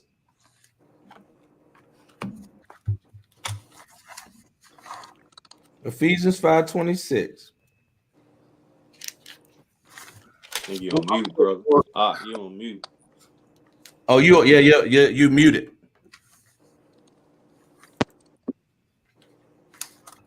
Yeah, you on. Yeah, you good. All right, this is Ephesians 5:26. That he might sanctify and cleanse it with the washing of the word. Salakia, the washing of the water. The washing of the water. What we just read back in Ezekiel 25. You still holding that, y'all? Read that again. 36 at 25. Right. Then will I sprinkle clean water upon you, and ye shall be clean. For all your filthiness and from all your idols will I cleanse you. You see that? Now, Benjamin, bring out what you just read. Ephesians 5:26. This is Ephesians 5:26. That he might sanctify and cleanse it with the washing of water. That's the only thing that's going to get you clean. Read the 27 too. Watch this. Go ahead. Read what up? 27. Yep. Verse 27. That he might present it to himself a glorious church. So that's how you become a glorious church to the Most High. And where was the church where was the church at in the wilderness? The nation of Israel. That's right. Northern and Southern Kingdom. And watch this. Watch the finish on. Not having spot or wrinkle or any such thing, but that it should be holy and without blemish. Can't get no, it don't get no easier than that. So now let's jump back over, right? Because the Northern Kingdom was called the common and unclean. Right? Let's get Acts chapter 10. Go back over to Acts 10, and we're gonna jump down. Let's jump down to verse 28. Because the rest it's the word of the Most High, but it's filler. It's just leading up to the story. But we're gonna get it. Salah, let me get this real quick. Come, I'll take it. Acts 10 and 28. You want 28, Elder? 28. Yeah. Acts chapter 10 and verse 28. Come. And he said unto them, real quick. Yeah, do your thing. Yeah, bring it out. Come, verse 28. And he said unto them, ye know how that it is an unlawful thing for a man that is a Jew to keep company or come unto one of another nation. But God has shown me that I should not call any man common or unclean. So we see that they know that, you know what I mean? So they, you know what I mean? You see right here that he said that it's an unlawful thing for a man that is a Jew to keep company with that of another people. And that's, you know what I mean? Look, and this is another thing, man, with, you know what I mean, with Cornelius, man. You know, we know that Cornelius was an Israelite. How? We know that how the Jews dealt with him. I mean, because we know that he's an Israelite, right? So even when we go to Ezekiel, when we say the 37, when he said going to bring them together to be one stick, that's basically what the New Testament is about. It's about getting the scattered Israelites like we doing today. You know what I'm saying? And we making them one nation again. We bringing those two sticks together again to make one. You know what I'm saying? And yeah, man, it's just. I mean, it's easy for us, man. But you know, we gotta teach our brothers and sisters out there. But bring that out one more time, Come, verse 28. And he said unto them, Ye know how that it is an unlawful thing for a man that is a Jew to keep company or come into one of another nation. But God has showed me that I should not call any man common or unclean. Right, because we have to be cleansed. You know what I'm saying? In that case, we would be the same way right now. We'll be unclean. You know what I'm saying? But we're becoming clean right now through the washing of the word, right? You know what I'm saying? But man, man. I wonder is that Yahshua that hit him up because he had a map that was coming up, and I wanted to see that. I wanted to see that map. I'm waiting for my phone to charge up. Hopefully that's Yahshua. That was Yahshua. Did he bring it? Oh, you on mute,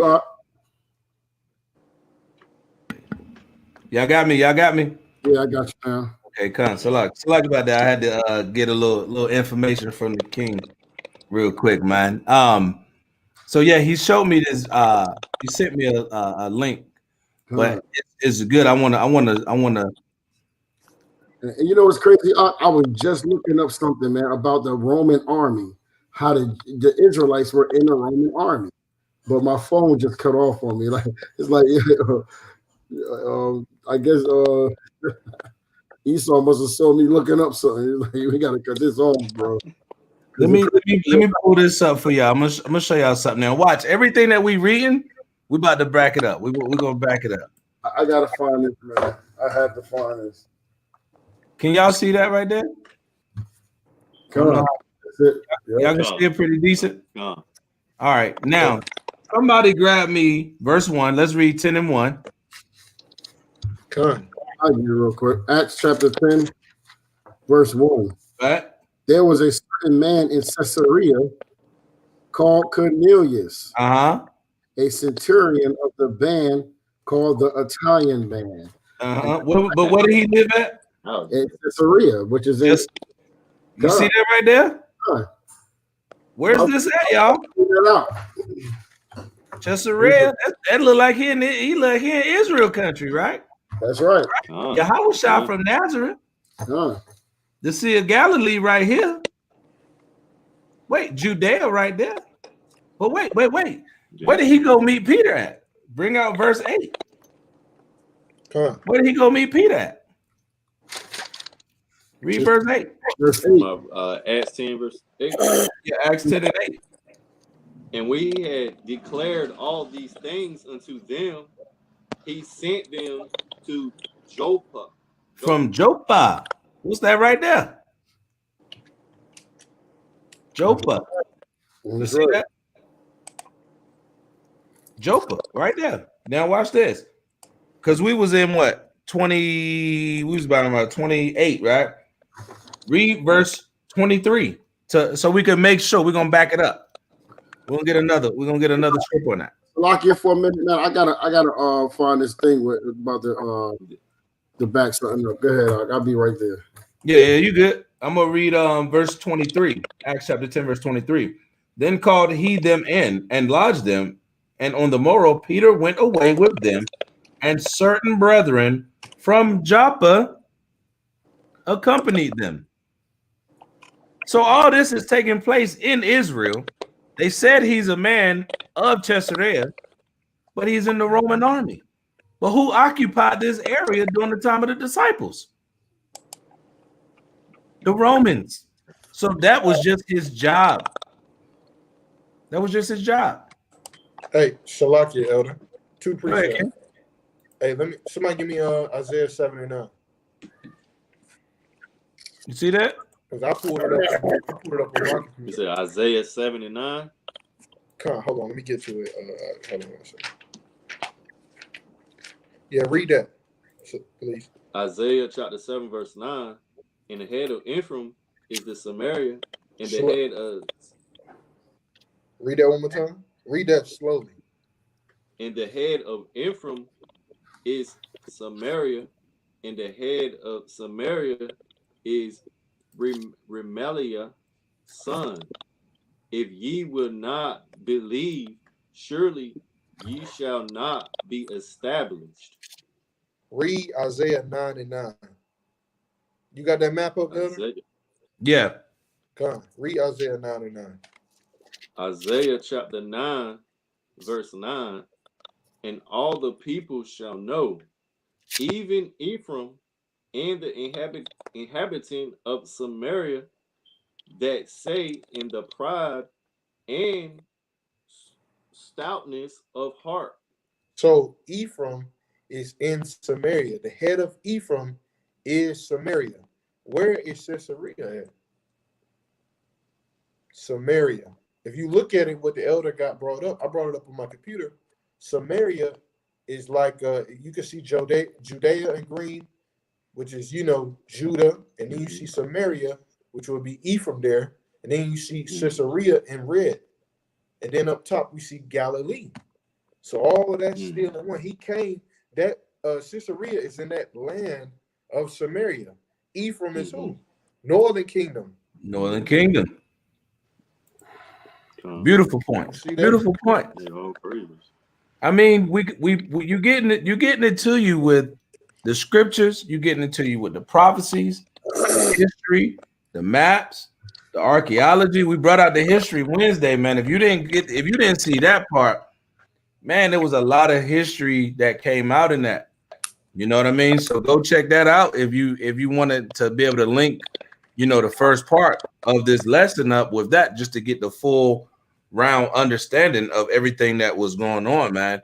Because if you don't know just the backdrop of the history and the maps and things like that, it's going to be hard if you just read it, chronologically and start at Acts chapter 10 verse 1 and try to get a breakdown and get understanding on it. You gotta do the research. The Most High say his people are destroyed for a lack of knowledge.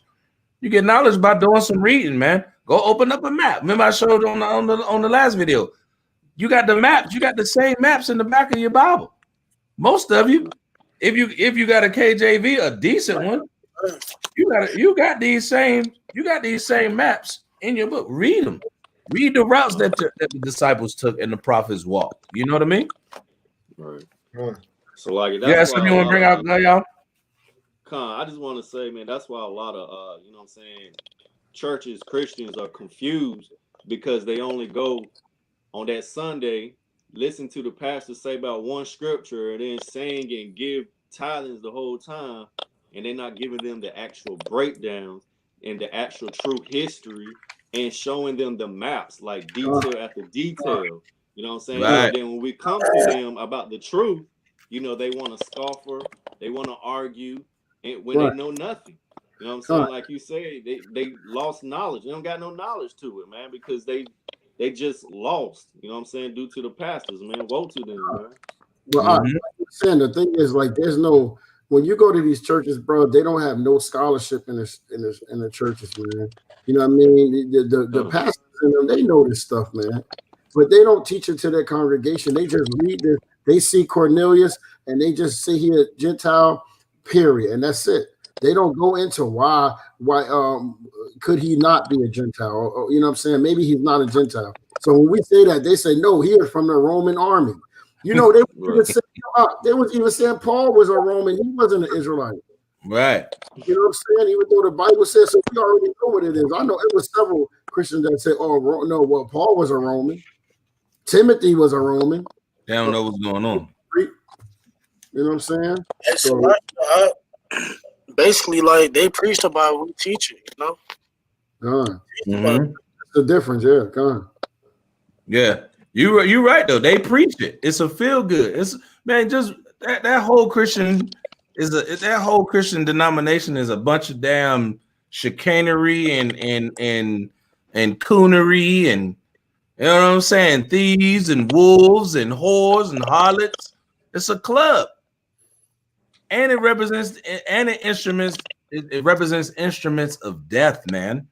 The cross. the fake Jesus. You know what I mean? Nothing about that is profitable. But our people love they love them smooth words, man. They love it. Go ahead, King. I said they fake Christians, man. Right. They don't follow the Most High. They not believers of the way of the Bible. They don't care about that, man. Hey, y'all know that Herod had an army in Israel too, right? And and he used some of the Roman guards also. You know what I'm saying? So you know what I mean, and it's crazy. So I got some stuff. I'm gonna let y'all go because I gotta look. I'm gonna look over it real quick, and I gotta show you something real quick. Bring it out when you get it. Bring it out when you get it.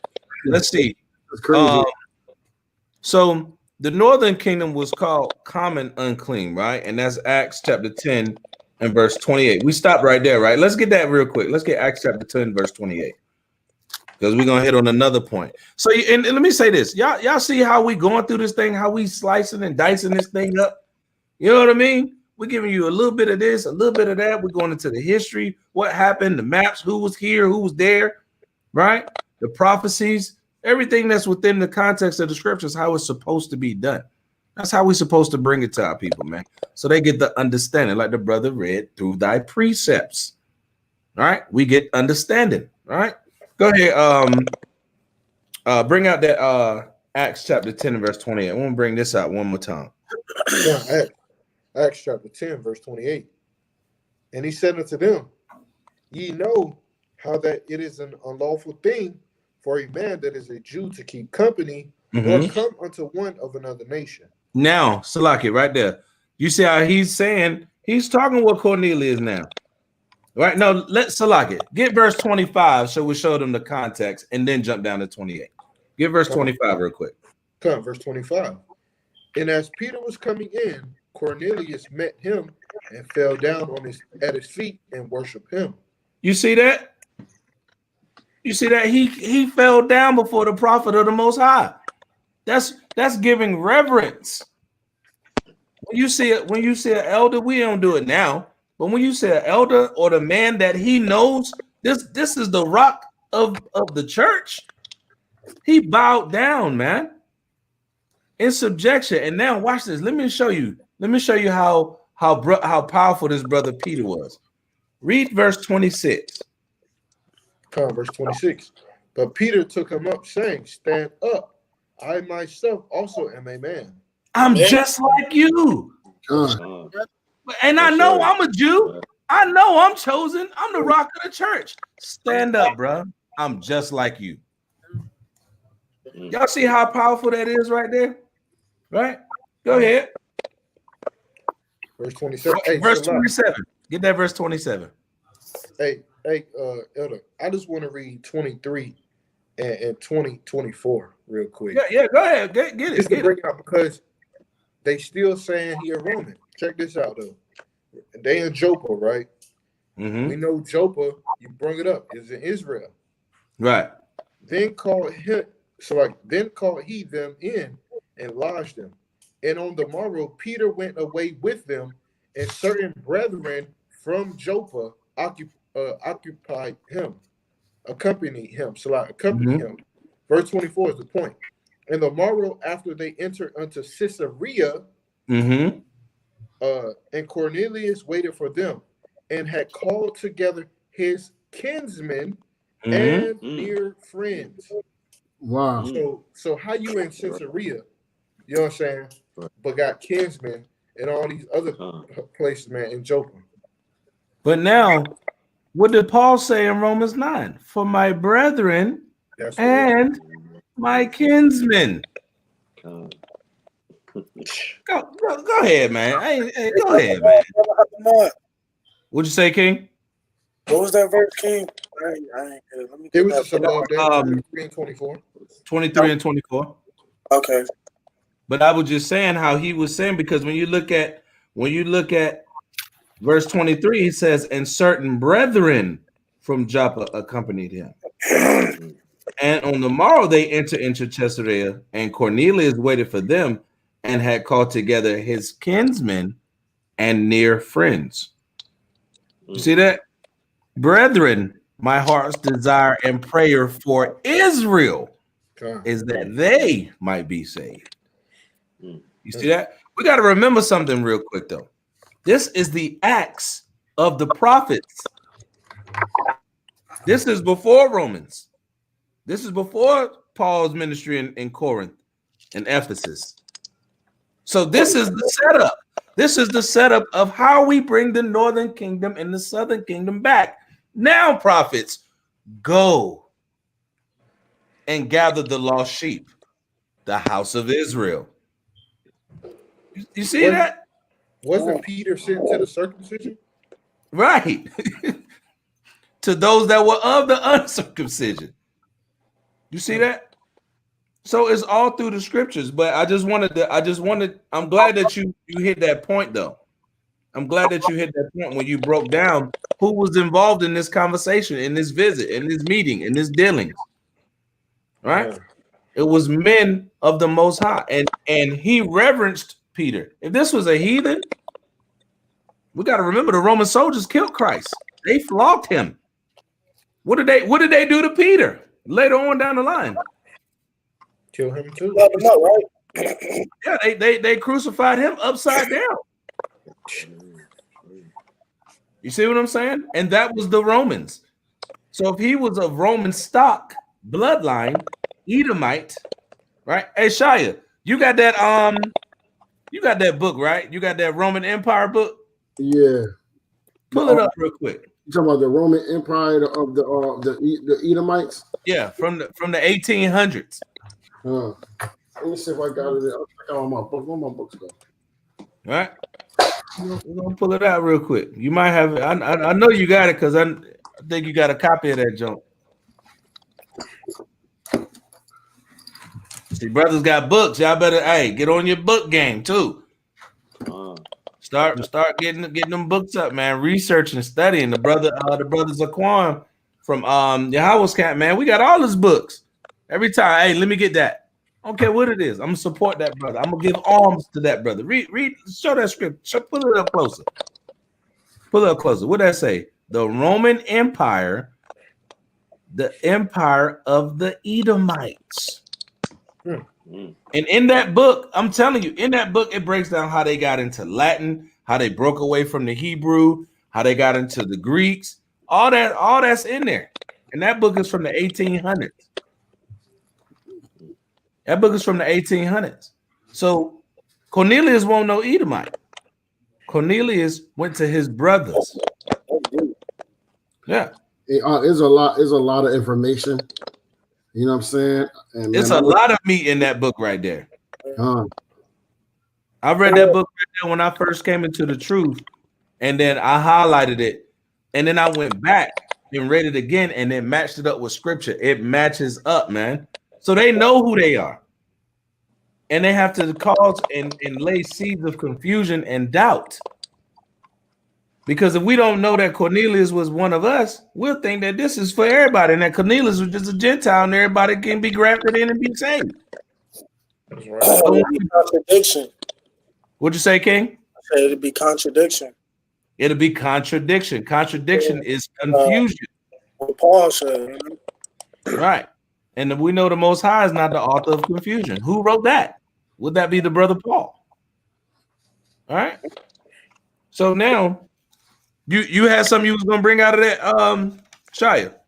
I got a lot. I just got. Hold on, I'm gonna bring some other stuff. I got a few things to bring out. Like you to think about some stuff. I'm doing some. Yeah. All right. So let's jump back over here real quick. Y'all, can you get Ephesians 5:5? Hatama, grab that Acts 10 and 28. Read that first, and then y'all bring out that Ephesians 5:5. Acts 10 and 28. Right. And he said unto them, ye know how that it is an unlawful thing for a man that is a Jew to keep company or come unto one of another nation. But God has read that again. You broke up a little bit, King. Read it again from the top. You broke up a little bit. Come. And he said unto them, ye know how that it is an unlawful thing for a man that is a Jew to keep company or come unto one of another nation. Mm-hmm. But God has showed me that I shall not call any man common or unclean. Y'all know how powerful that scripture is right there? This brother just bowed down in front of him. He picked him up and he's walking with him like, look, you know, I don't even really supposed to be dealing with you like that. Y'all see that? I ain't even supposed to be talking to you like that. But the Most High has revealed to me that I should not call any man common or unclean. Y'all see that? Now this is the initial coming together. This is right. This is the moment, right? That just happened, right? He said, "I'm not." The Most High revealed this to me. How? Because of the men that you sent. Those three. The Most High showed me that vision 3 times with the wild beasts and the unclean things, and now they were coming down to me in the vision. All right. Now watch this right here. Get that Ephesians 5:5 real quick, okay? Ephesians chapter 5, verse 5, it says, "For this ye know that no whoremonger, nor unclean person, nor covetous man, who is an adulterer, has any inheritance in the kingdom of Hamashiach and of Yahweh." You see that? But guess what? Didn't he say Cornelius was a devout man and one that feared the Most High? So Cornelius was doing what? Keeping the commandments. Read that. Salah King, read that Ephesians 5:5 one more time. Ephesians 5, verse 5, it says, "For this ye know that no whoremonger, nor unclean person, nor covetous man, who is an adulterer, hath any inheritance in the kingdom of Hamashiach and of Yahweh." Now watch this. When it said, verse 5, it said, "Nor covetous man." What is the opposite of being covetous? A man that gives much alms. So checkmate, that's one. Cornelius wasn't covetous, right? Let's see what else he got going on, right? Nor unclean person. Remember what Peter just said in verse 28. Call any man common or unclean. You feel on me? Bring out the precept on that, huh? Right, go ahead, King. The Psalm 111 and 10. The fear of the Lord is the beginning of wisdom.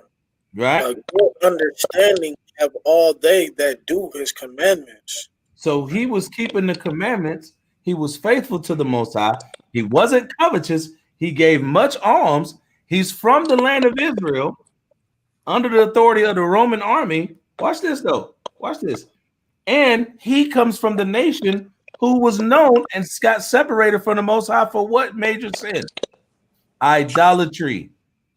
And he said, who is an idolater have any inheritance in the kingdom of Yahawashi and the Most High?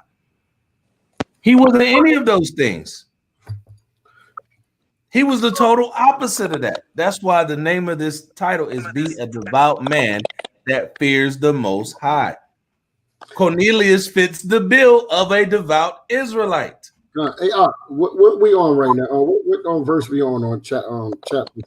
In 10, in Acts 10, we had 28 about to go into the next section. I'm just saying, we basically gonna cut everything when we get into like 36, 37. We basically gonna cut that Cornelius was of another nation. You know what I'm saying? I'm gonna let that go here, kind. No, it's beautiful because now watch this. Let's make it happen. Cause we're gonna go here a little, there a little. Remember, somebody grabbed me that. Remember, we grabbed that Psalms 147.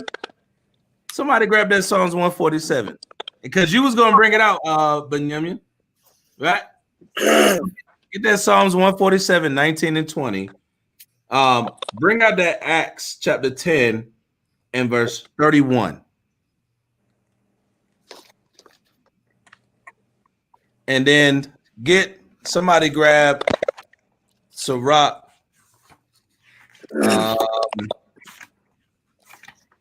What was I going with that? Right. Somebody grab that Sirach 12 and 6 right quick. Right. Hatama, bring that Acts 10:31. But Yum, you grab that Psalms 147, 19 and 20. And then y'all grab that Sirach 12 and 6. Bring that out, Hatama first. Come, Acts 10 and 31. Mm-hmm. Instead, Cornelius, thy prayer is heard, Mm-hmm. and thy alms are had in remembrance in the sight of God. Mm-hmm. Send therefore to Joppa, mm-hmm. and call hither Simeon, whose surname is Peter. Mm-hmm. He is lodged in the house of one Simeon, a tanner by the seaside, mm-hmm. whom when he cometh shall speak unto thee. Right. Immediately, therefore, I sent to thee, and thou hast well done, thou that art come. Mm-hmm. Now, therefore, are we all here present before God to hear all things that are commanded thee of God. You heard that last part? Read that last line in verse 33. To hear all things that are commanded thee of God. Now, Benjamin, bring me that 147 verse 19. This is Psalms 147 and verse 19. He showeth his word unto Jacob, his statutes and his judgments unto Israel. Mm-hmm. He hath not dealt so with any nation. Read it again. He hath not dealt so with any nation. But verse 33 in Acts chapter 10, verse 33, it said, present before the Most High to hear all things that are commanded thee of the Most High. So he's saying that, wait, no, I ain't dealing with nobody else but who? Read that last part again in verse 20. He have not dealt so with any nation. And his judgments, they have not known them. Praise ye the Lord. They don't know the Most High. He only dealing with the children of Israel. And he said, look, he said, we all here present before the Most High. In verse 33. Now, therefore, are we all here present before the Most High to hear all things that are commanding thee of God. When you don't keep the commandments of the Most High, you're in what? Sin. Sin. Y'all bring that out. Sirach 12 and 6. Yes. Sirach chapter 12, verse 6. It says, for the Most High hateth sinners. Whoa. And will repent.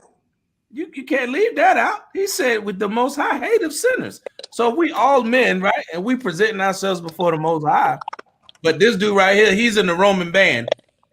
He's not included. He's not with us, but he doing everything that we doing, and we know he's from our land, where we dwell at. You see how simple that is? When you go precept upon precept, finish that, King, in Sirach 12 and 6. For the Most High hated sinners, and will repay vengeance unto the ungodly. Right. And keepeth them against the mighty day of their punishment. Go ahead, read this. Verse 7. Give unto the good and help not the sin. And what was the first thing that we know that Cornelius was known for? Giving. Charitable. And he gave to the godly man. That's why when he seen Peter, what did he do? He bowed down. He gave much alms. He was a devout brother of the nation of Israel, right? You see that? Shalom, David Yahawashi, shalom, all praise Yahweh B'Shem Mashiach Yahawashi to you. Barakatham to you and the family, man. All praises. Thank you. Some of the scriptures that you put in the chat, we have ran over a couple of them. But yeah, let's get it again. Let me pull up one for the king real quick. He put this up, the classic, Joel 2:27. And ye shall know that I'm in the midst of Israel. Now look, I'm the Lord your God, and none else, and my people shall never be ashamed. Right? You know, you see the spirit moving. The y'all brought it up when I was looking for it, and the brother just brought it up now. I mean, because see, we know this already. That's why it's so easy for us to understand the New Testament and what's going on. Mm-hmm. And we know that the Most High not crazy and just start changing his mind all over the place. Yeah, he just started flipping the script on brothers. Yeah. Yeah, that's a beautiful thing because that makes sense. That ties it all home. We done went down this thing. We done brought this thing out. We done brought precepts that link everything up, right? We don't want no confusion. But when you leave here, you're going to know that Cornelius was an Israelite based off the scriptures. Based off the scriptures. So the water, Daweed, Yahweh, man, I appreciate it, man. Like, comment, share, do all that good stuff. Thank you, the water, for coming in, man. Yahweh Hashem, Yahweh Shabbat Thumb. Right? So now let's get verse 34. Bring that out, Hatamah, and then let's see here. Let's get I'm gonna do something. Go ahead, bring it out first. Bring that out first. Acts 10 and 34. Mm-hmm. Then Peter opened his mouth and said, "Of a truth, I perceive that God is no respecter of persons." You see that? Read it again one more time. Then Peter opened his mouth and said, "Of a truth, I perceive that God is no respecter of persons." That in truth, that God is no respecter of person. Watch this. Go ahead. Verse 35. But in every nation, he that feareth him and worketh righteousness is accepted with him. He that feareth him and worketh righteousness is accepted of him. Can somebody please read me Acts chapter 10, verse 2 real quick? This is Acts 10 and verse 2. Mm-hmm. A devout man and one that feared Yahweh with all his house, which gave much alms to the people and prayed to God always. Now, don't that sound like the dude that we just read in verse 35? According to Acts chapter 2, verse 5, put up again by the brother Daweed Yahweh, right? Out of every nation. Read that verse 35 one more time, King. But in every nation, he that feareth him and worketh righteousness is accepted with him. Is accepted with him. Read the next verse. The word which God sent unto the children of Israel. Whoa, wait. Oh, hold up. Woo-hoo. Read it again. The word which God sent unto the children of Israel. How do we get that? How do we get the children of Israel back? Go ahead. By preaching peace by Yahawashi HaMashiach. By what? He is master of all. Read it again. By what? By the preaching peace by Hamashiach Yahawashi, he is Lord of all. Y'all see that? Now, remember when it said verse 34, and it said the Most High is no respecter of persons. So now when the average Christian read that, or somebody that don't know the precepts, what they gonna say? All right, they ain't gonna know these precepts. I think you already know I'm about to go, guy, y'all, because you you look like you ready to say it. But right? Let's see who the Most High respects when we doing what we supposed to do. So, y'all, let me get Exodus chapter 2 and verse 25. Banyamyam, grab me Leviticus 26 and 9, and then Shia, grab 2 Kings chapter 13 and verse 22. So Exodus chapter 2, 25, Leviticus 26 and 9, and then 2 Kings 13, 22. Bring that that Exodus 2:25 out first. 13 and what up? 2 Kings 13, verse 22. Gotcha. You ready, King? Come. Yeah, go ahead, King. Exodus 2, verse 25. And Yahweh looked upon the children of Israel, and Yahweh had respect unto them. Now y'all see that? We're in the Exodus, right? This the law, ain't it? I see you going to right? He said he loved the children of Israel. He got respect for the children of Israel, right? But I thought y'all they say that the most high is no respecter of person. The most high is no respecter of person in judgment of the nation of Israel. That's right. That's what he don't respect. He don't respect the fact that I'm gonna throw this brother up under the dirt and up under the bus and try to lay with his. The Most High don't respect that when you wicked, but the Most High respects the nation of Israel above all other nations. Right? Let's get that Leviticus 26:9. Leviticus 26 and verse 9. Right? For I will have respect unto you, and make you fruitful, and multiply you, and establish my covenant with you. Whoa! Read it again. Leviticus 26 and verse 9. Right? For I will have respect unto you, and make you fruitful, and multiply you, and establish my covenant with you. And my covenant with you.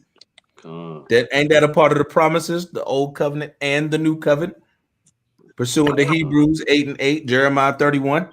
Right? Let's get that 2 Kings chapter 13 and verse 22. Let's get a few witnesses on this thing. Right?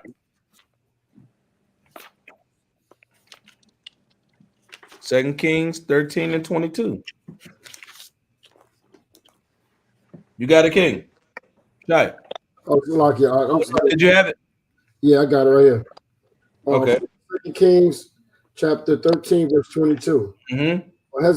Hazael, king of Syria, oppressed Israel all the days of Jehoahaz. And Yahweh was gracious unto them and had compassion on them. Respect unto them because of his covenant with Abraham, Isaac, and Jacob. And destroyed them, neither cast he them from his presence as yet. Right? You see that? Neither cast he from his presence as yet. You see that? So at that moment, he's showing you, yeah, man, I love my people, man. I love this nation. I respect these people when they're doing what I tell them to do. I'm going to set this covenant up with them. But they ain't went off yet. Now we back in Acts, where he says now it's time for them to come back because they went off. How are we coming back? How does the northern kingdom come back? Through the sacrifice of Yahawashi. Now the saints can go out and teach the word. Now the camp of the 12 disciples can go out and teach the word. Right? You see how beautiful that thing is, man? Right? Let's get we did verse 35. Now let's jump down to verse 37. I'm trying to find this thing in Salaki. I'm trying to find this thing in that Josephus said, right? In the Antiquity of the Jews with the life of what chiefly? No, it tell you how they were allowed to be in the Roman army. You know, the Jews were allowed, and they also allowed us to keep the customs also. You know what I'm saying? And that's what I'm trying to look for. Oh, keep the custom of the they were not allowed to keep the custom of the Jews? They at a certain time point period, they allowed them to do it and also join the army, right? And they pay the tax or something like that. You know what I'm saying? And I'm trying to find the whole thing, man. But I'm gonna read. I can read this certain part. But go ahead, y'all. Go ahead. I'm gonna get it all together real quick. Okay, Khan. It's all good because I wanna get with the brother that put up in the chat, man. He put up something heavy, man. This is Wisdom of Solomon. I gotta get that because it's saying the same thing. Now we got Solomon saying it. Right? We got Solomon saying it. We know Solomon won't no dummy out there. Right? The book of Solomon, Wisdom of Solomon, chapter 4 and verse 15. This the people saw and understood it not. Neither laid they up this in their minds, that his grace and mercy is with his saints, and that he have respect unto his chosen. Right? So Cornelius is coming in the midst like, hey man, I'm respected too. I'm with y'all. This is us. This is a they kind of thing. I'm a part of this too, because he was amongst Peter. You think the Most High gonna reveal His words to the heathen with the heathen in the midst? No, that's trusting your enemy. That's contrary to the scriptures. You're gonna have your enemy, the Roman soldier, the Edomite, white boy, that's gonna potentially have you hung upside down and crucified, scolded, beat, stripped naked, spit on, rock, spat, stab your Messiah in the side. Now he had the meeting with us. That don't even make sense, man. Don't even make sense. So you know what I mean? That's why we bringing these scriptures out. Hey, the water, the weed for the precepts, man. Keep them coming, man. Yahawashi, right? So now, what was we at? 36? No, 37. Anybody want to have a precept before we jump down to 37? Nope. All right. Now, what you got? I was trying to connect Psalm 119, 142 with verse 35. Okay. Watch this right here, though. Right. Bring it out. Psalm 119, 142. Thy righteousness is an everlasting righteousness, and thy law is the truth. Now watch this. He said, thy righteousness is an everlasting righteousness, and the law is the truth. The law is the truth. The truth is the law that makes you do righteous things. Read verse 35. Verse 35. I can't hear you, King. Acts 10 and verse 35. But in every nation, he that feareth him and worketh righteousness is accepted with him. You see that? In every nation, he that feareth him and worketh what? Righteousness.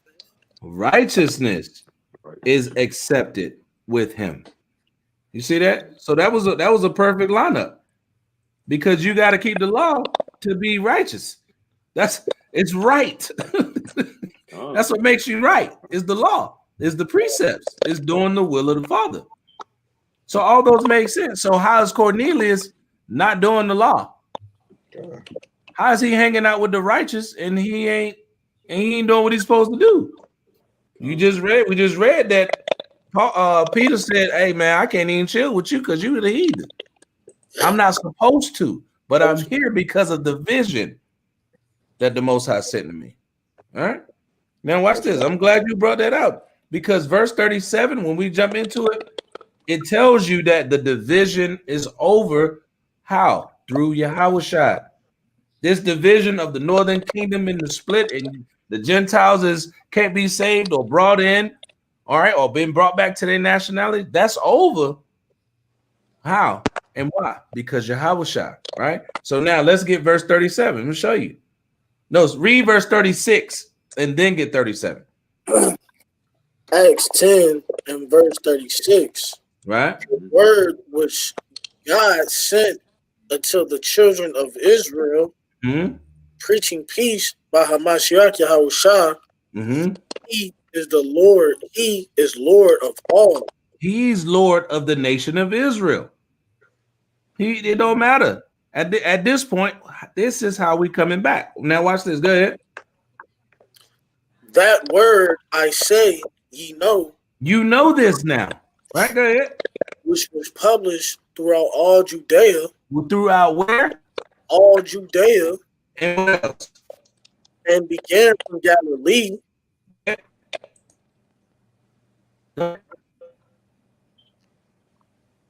He lost connection.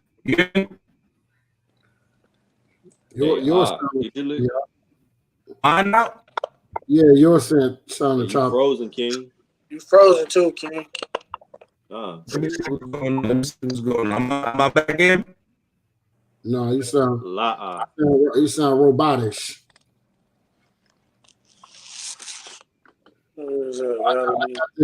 I got this page, man, but this drunk is so like you can't see it. Am I back in? No. You said it? Yeah, you kind of straight now. I'm good. Still kind of robotish. He like nah.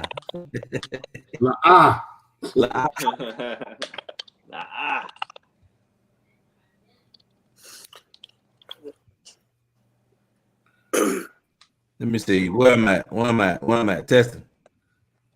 Still trash. I hear you, but I don't see you. You hear me, but you don't see me. Yeah, you kind of frozen. Yeah, you frozen.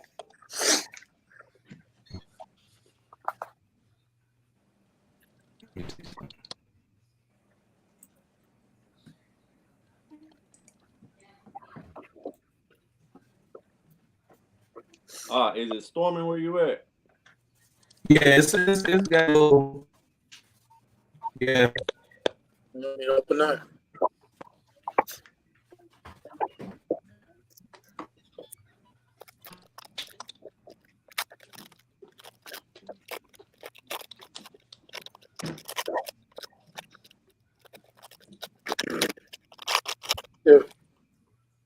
Hey, these jokers really not letting me see this page, man. This is crazy.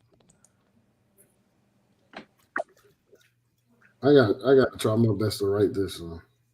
Hey Kings, I'm finna jump off this thing. Oh, okay, come on. I'm finna jump off this. You coming back or you going? Hey, Shalom, yo, Yahawashi, Pt2. Hey, Salat. First, I wanted to prove something while the elder was buzzing out. I wanted to prove that Cornelius, when he fell down and worshiped Peter, that wasn't a reference to like the Most High. So it's Strong's G 44352, and it's proskuneo. And it says used of homage shown to men and beings of superior rank. And you can scroll down and you can see that they did the same thing to Yahawashi when he was born. They did the same thing to David. They did it a couple times. It's not the same as when you to fall down and worship the Most High. What's that one? What is it? Proskuneo. Proskuneo. What's the one that they worship the Most High? It's a different word. I'm really trying to find this daggone thing, and I can't even see it, man. It's crazy. Am I in, guys? Am I good? You still doing a robot out? You sound like a robot, King. Hey, Pecan, Shalom, brothers. Shalom, brother. Shalom, King. Barakatah. Y'all about Barakatah. God, all praise to the Most High. All praise. Man, this sucks. I can't find this, man. Yeah, man, but hey, all praises. Kwam Yashala. Kwam. Hey, man. Hashaya. You know I work at the plant, right? Oh, word? You know I told you I work at the chicken plant. So I'm in there, you know, I'm spreading this word, man. I'm like, man, I'm this one dude, you know, I done told them people in there, yo, I'm an Israelite, you feel me? Like, I don't work Fridays, you know what I'm saying? So the brother came to me, he was like, you keep the Sabbath day, but why do you keep it on Friday? I had to tell him, like, you know, the day start when the sun go down. You know what I'm saying? So boom, I told him that. But anyway, I had to end up breaking down. It got early, you know, I work overnight. You know, I don't get off till like 8 in the morning. But I started telling the brother, I'm like, man, you know, you need to come back to your nationality, you know. He light skinned old dude. He older than me. Days may speak, right? Dude about 30-something, probably about 35, you know. I'm telling him, he like, man, I'm black, man. I'm like, brother, you is not black. You light, you brown skin, brother, you know. So today, I'm in there, one of the lead dudes, he asked the brother, he was like, what's your ethnicity? He was like, I'm black. And then I was like, brother, you're not black. Then I asked him, I was like, what's your nationality, brother? He said, I'm an Israelite. I like, bro, tears up and on the floor. I'm like, you know, I got the mask on, we got the whole PPE on. I'm like, come Yashala. I'm up in there. Started it up. That was amazing. just to see, Yeah, like, bro. I was like, yo, I told you, then I looked at brother, I was like, hey, man, Israel is waking up. Come on, man. That's right. Yeah, bro. That's right. Hey, I was in the store. I was I went to the carry class. You know what I'm saying? So I could still carry, right? And the brother saw my fringes. You know what I mean? He said, shalom, brother. First, I didn't know what he was talking about. You know what I mean? Because he came up on me like, I'm like, yo, who this? You know what I mean? He's like, oh no, shalom, brother. I said, shalom, brother. You know what I mean? He's like, you're an Israelite, right? I said, you are too, but yeah. And he was like, yeah, I know it already. He said, yo, man, peace, man, shalom. I said, bro, Israel. Hey, it'd be like that because that's funny.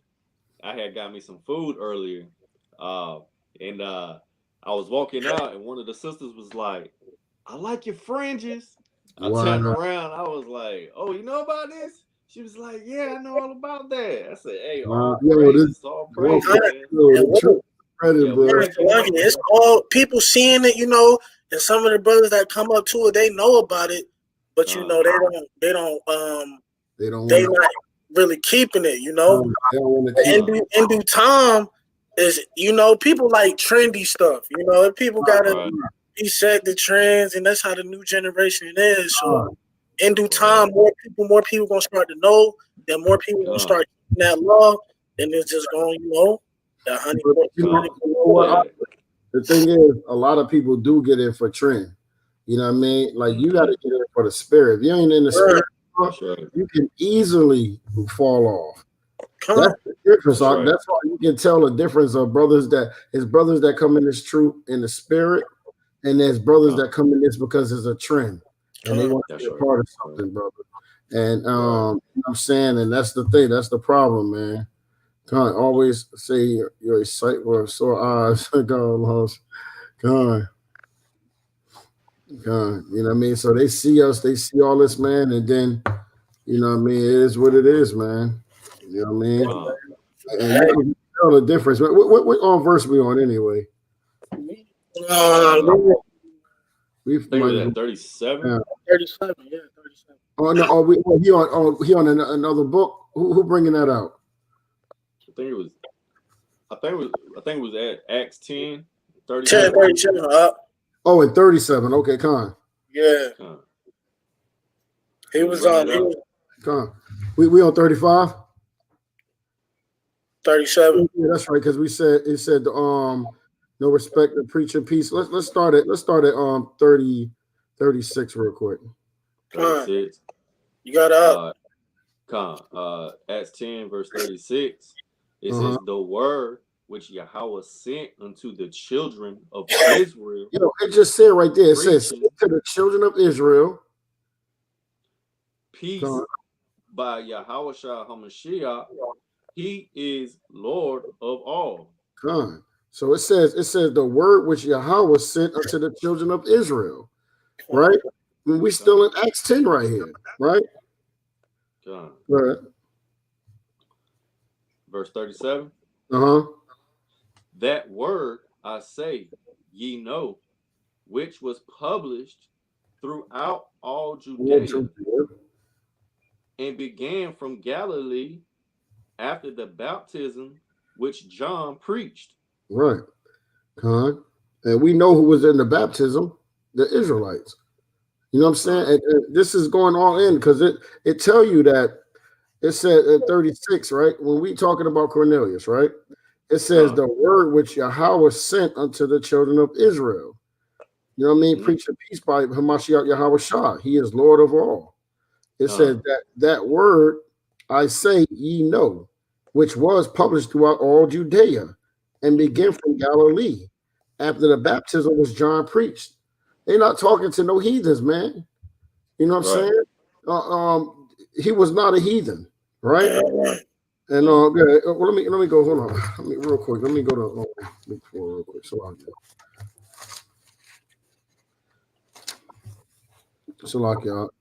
y'all bring some of any precepts y'all have. I gotta go to this real quick. All right.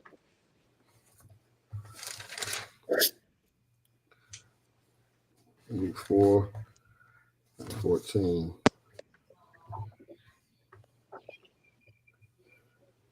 Come on, let me get 38. Hold up. You know what? Let's bring out Luke 4 when we get into this 37 real quick, because we're gonna go there. We're gonna go to 38. Luke 4. 337 one more time, and somebody bring out Luke 4 and 14. I got Luke 4. All right, Acts chapter 10, verse 37. Uh-huh. All right, it says, "The word I say, ye know, which was published throughout all Judea, and began from Galilee after the baptism which John preached." All right, go to 38. Well, which John preached. Let's go real quick. Go to somebody read Luke 4 and 14. Luke 4 and 14. Uh-huh.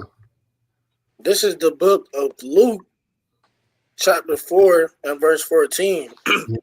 And Jesus returned in the power of the Spirit into Galilee, and there went out a fame of him through all the region round about. Huh. And he taught in their synagogues, being glorified. You're going out a little bit, Can you hear me out? I got you. It's like you want 16? Verse 16. And he came to Nazareth, where he had been brought up, and as he and as his custom was, he went into the synagogue on the Sabbath day and stood up for to read. So we see that he was in Galilee and like the cities around, around there. That's in Judea. You know what I'm saying? And then we get over here. It says that verse 37 says, "That word I say, ye know, which was published throughout all Judea, and began from Galilee after the baptism which John preached." And read verse 38. Verse 38.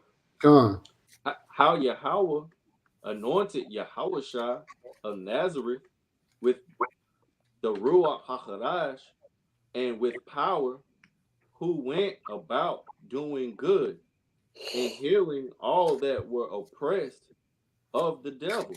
Who oppressed of the devil? Who was oppressed? You know what's crazy? Who was oppressing them at that time? The Romans. The Romans, right? The Most High always call them devils, man. You know what I mean? They make it seem like he's talking about the spiritual devil. He talking about they were oppressed by. They wasn't oppressed by that. The spirit is in them. But these was the Edomites, man. The Romans. Keep going up. Come on. For Yahweh was with him. You want on 38, right? It said, read it one more time. So y'all. Acts chapter 10, verse 38. How Yahweh anointed Yahawashi of Nazareth with the Ruach HaKodesh and with power, who went about doing good and healing all that were oppressed of the devil. For Yahweh was with him. Somebody go to Isaiah 61 real quick. 1 through 3. Isaiah 61. This is Isaiah 61, verse 1. The Spirit of the Lord God is upon me, because the Lord has anointed me to preach good tidings unto the meek. Yeah, right, because we're the meek, right? He has sent me to bind up the brokenhearted, to proclaim liberty to the captives, and the opening of the prison to them that are bound, to proclaim the acceptable year of the Lord, and the day of vengeance of our God. That's right. To comfort all that mourn. We the ones that's mourning. You know what I'm saying? These are the Israelites that's mourning. You know what I'm saying? Watch. It's going to get to it. To appoint unto them that mourn in Zion. Pointing to where? Zion. Mourn in Zion. To give unto them beauty for ashes, the oil of joy for mourning, the garment of praise for the spirit of heaviness, that they might be called trees of righteousness. We're gonna be we're the trees of righteousness, right? The planting of the Lord, that he might be glorified. Yeah. Right. So, you know what I'm saying? So we see, man. I mean, it's all over the scriptures, man. You know what I'm saying? He's talking to Zion, man. Right. And that's actually the good news right there, man. You know what I'm saying? That's our good news that he should that he gonna so like verse 61, it said the spirit of Yahweh is upon me because Yahweh have anointed me to preach good tidings unto the meek. You know what I'm saying? Let's finish on up. Let's where we at? Verse 39. We'll get Acts 10 and 39. All right, Acts 10, verse 39. And we are witnesses of all things which he did both in the land of the Jews and in Jerusalem, whom they slew and hanged on a tree. You know what's so crazy about this, Art? They do the same thing to us today, man. That's right. You know what I'm saying? Yo, who they do this? And who was doing this? The Romans. They doing the same thing. You know what I'm saying? This was their custom. That show that this been their custom to do that to the people that were in cap. You know what I'm saying? That they chosen people. That's right. And that represent. He put brother Darwin put up. He got a few verses up there. Blessed are the meek, for they shall inherit the earth. And we're the meek. And the scriptures told you who the meek was. And he put Psalms 2 and 8 up. It said, ask of me, and I shall give thee the heathen for thine inheritance. How the heathen get the heathens for their inheritance? The Most High said he's going to give us the heathens for their inheritance, right? It says, and the uttermost parts of the earth for thy possession. You know what I'm saying? It's simple math, man. Simple mathematics, man. And we are oppressed by the devil, right? And it says, okay. Well, go to verse 40, y'all. Oh, wait, hold on one second. Let me see. 1 and 8 real quick. I'm so mad I missed that first day, man. God. Yeah, I missed that. You wasn't on good, all right? I wasn't on. You was on Benjamin? I didn't make it, but I watched it. You know, I watched the whole thing on the way to work. You know, so. Hey, all right, somebody go to Acts 1 and 8. Acts 1 and 8. Acts chapter 1, verse 8. It says, red letter, but ye shall receive power after that the Ruach HaKodesh is come upon you. It says you. And ye shall be witnesses unto me both in Jerusalem and in all Judea and in Samaria and unto the uttermost part of the earth. And that go right into what we was just reading right there, man. You know what I'm saying? And that's what's going to happen, man. And we'll be at verse 40 now. Verse 40. Acts chapter 10, verse 40. It says, him Yahweh raised up the third day and shewed him openly. Verse 41. Not all the people, but unto witnesses chosen before of Yahweh. We know even to us. Who did eat and drink with him after the rose from the dead. Hey, who ate and drunk with him? Those were Israelites. Israelites. Right? Keep going. Verse 42.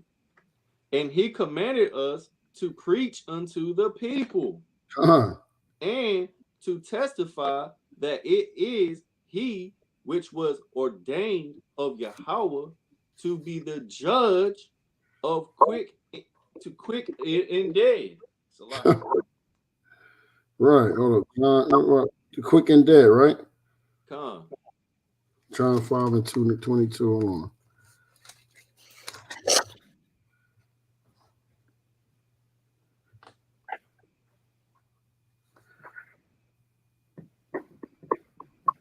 We're just gonna go on because we get into. I mean, that's going into Yahawashi. I can just read now. I don't know where the brother was going, where else he was going, but I'm just gonna go through the verses. Let me matter of fact, let me go. We can just go down and bring our precepts on that Acts 10. But got 2 Timothy 4:1. I charge thee therefore. Y'all got it. Y'all good, real quick. Yeah, we good. All right, hold on. I'll be there. Go ahead. Give me that Timothy. 2 Timothy 4:1. I charge thee there before Yahweh and Lord Yahawashi HaMashiach, who shall judge the quick and the dead at his appearing and his kingdom. So go into that up. That match up with verse 41, right? We will keep. No, I was just saying that going to verse 41, which you just got for it. Salaki, I think even you starting to be choppy in mind. I'm choppy too? Can you hear me out? Yeah, I can hear you. Can you hear me out? All right, now I can hear you now. Salaki, what did you say? No, I was just saying that 2 Timothy, right? That was going into verse 42 in Acts 10. 10. Verse 42, you know? That's right. Yeah, I had to pull that up. Look, the brother Yesai. Oh man. He faded out again. Yeah. I'm on it with him now, y'all. He came on, but he froze. Yeah, you out of it.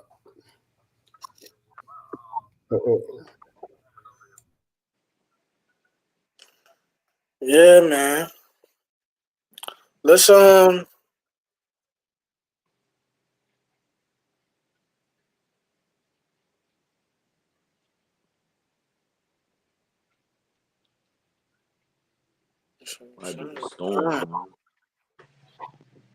Slocky, it's storming over there. That's why. You know what I'm saying? Yeah.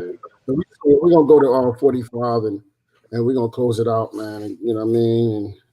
And they'll get it by now, man. I don't know what. You know what I mean?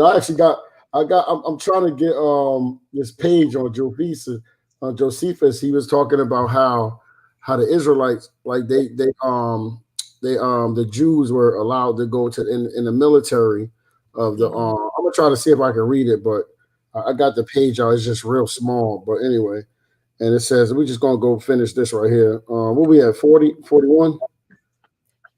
Oh no, 42, 43 now. Acts chapter 10, verse 43. Mm-hmm. To him give all the prophets witness that through his name whosoever believe in him shall receive remission of sin. So we know, and the thing is, right? Who was the Lord given to? Israel. You know what I'm saying? The Lord was given to Israel, man. I'm gonna go to Isaiah 42 and 1 real quick. Somebody want to pull that up. You said Isaiah 42 42 and 1. 42 and 1. Behold my servant, who I uphold mine elect, in whom my soul delighteth. I have put my spirit upon him. He shall bring forth judgment to the Gentiles. You said what? He shall bring forth the judgment to the Gentiles. You know, how can it, bro? I don't get this, bro. It's like so simple, man. Hey, y'all see me on there? Yeah, I see you. We gone. Can you hear me out? I hear y'all. You only see me. I see you, but I don't see the yum.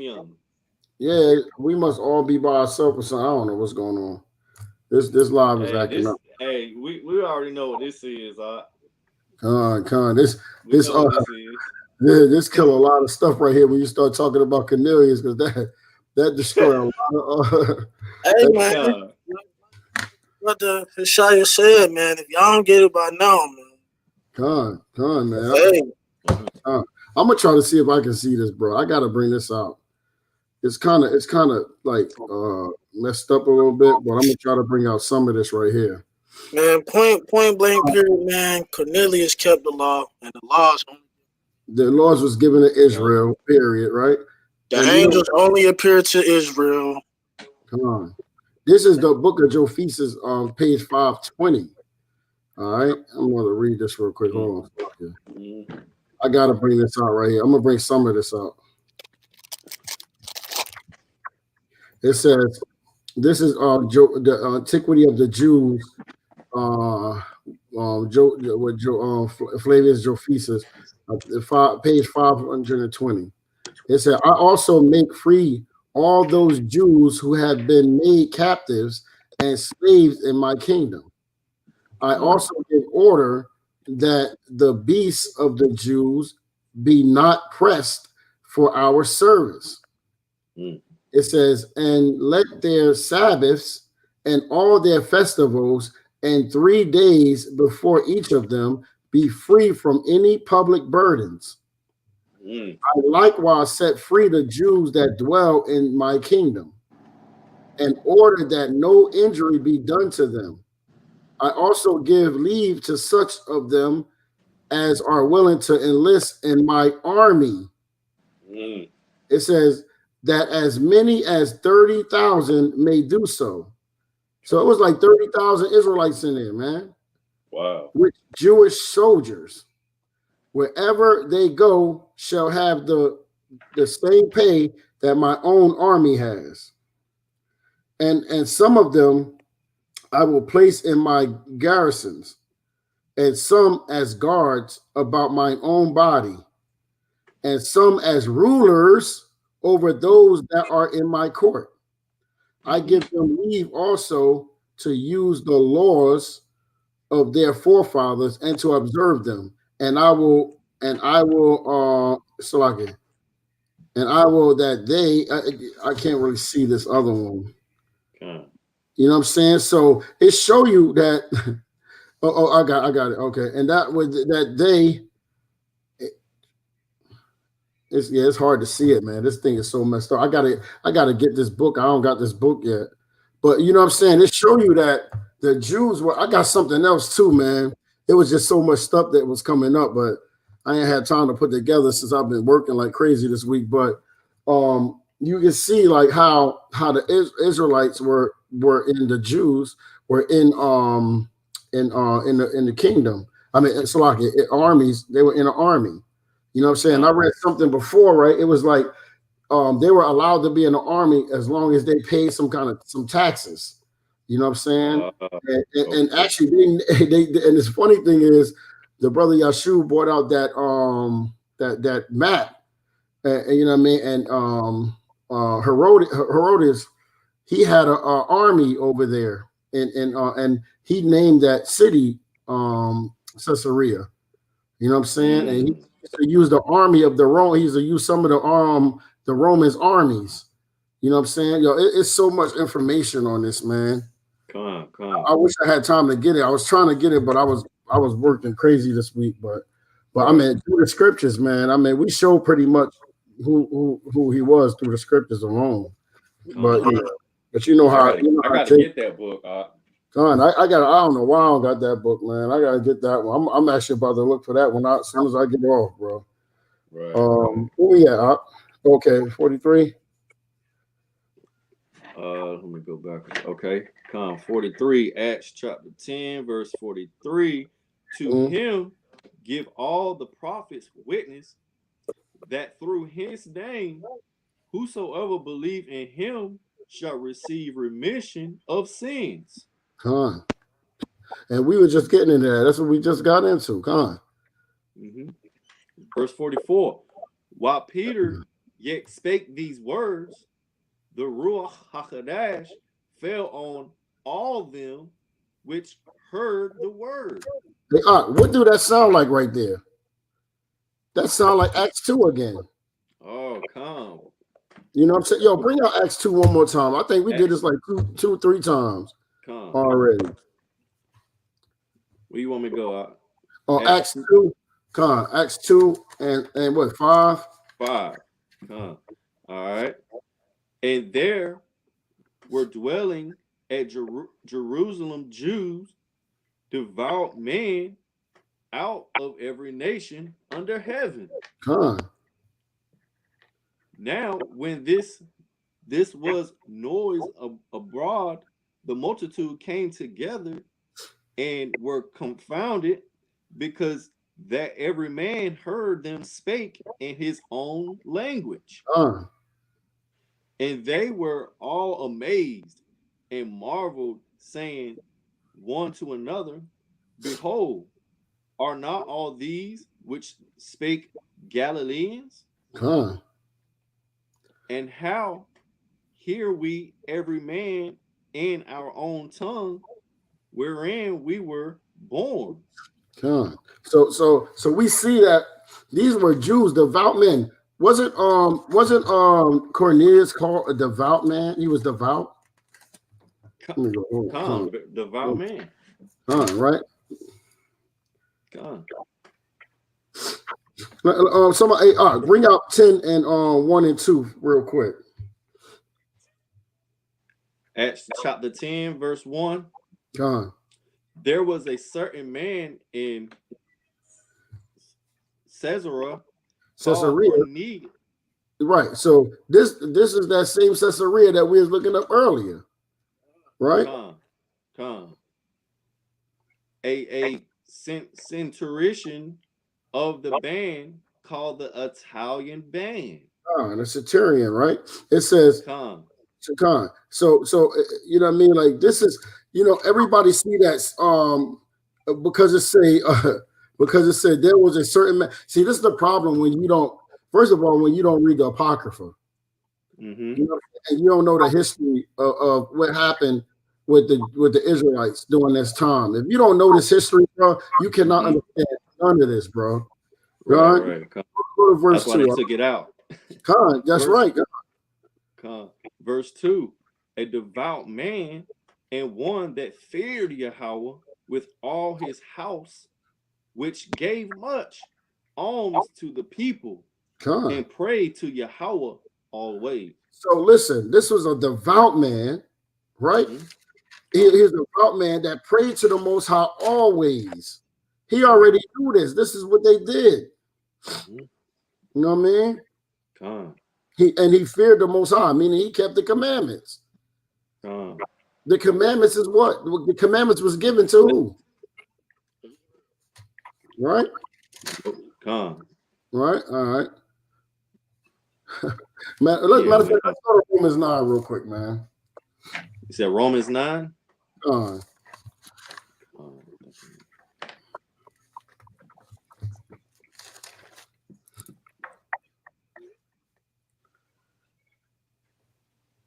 What verse, King?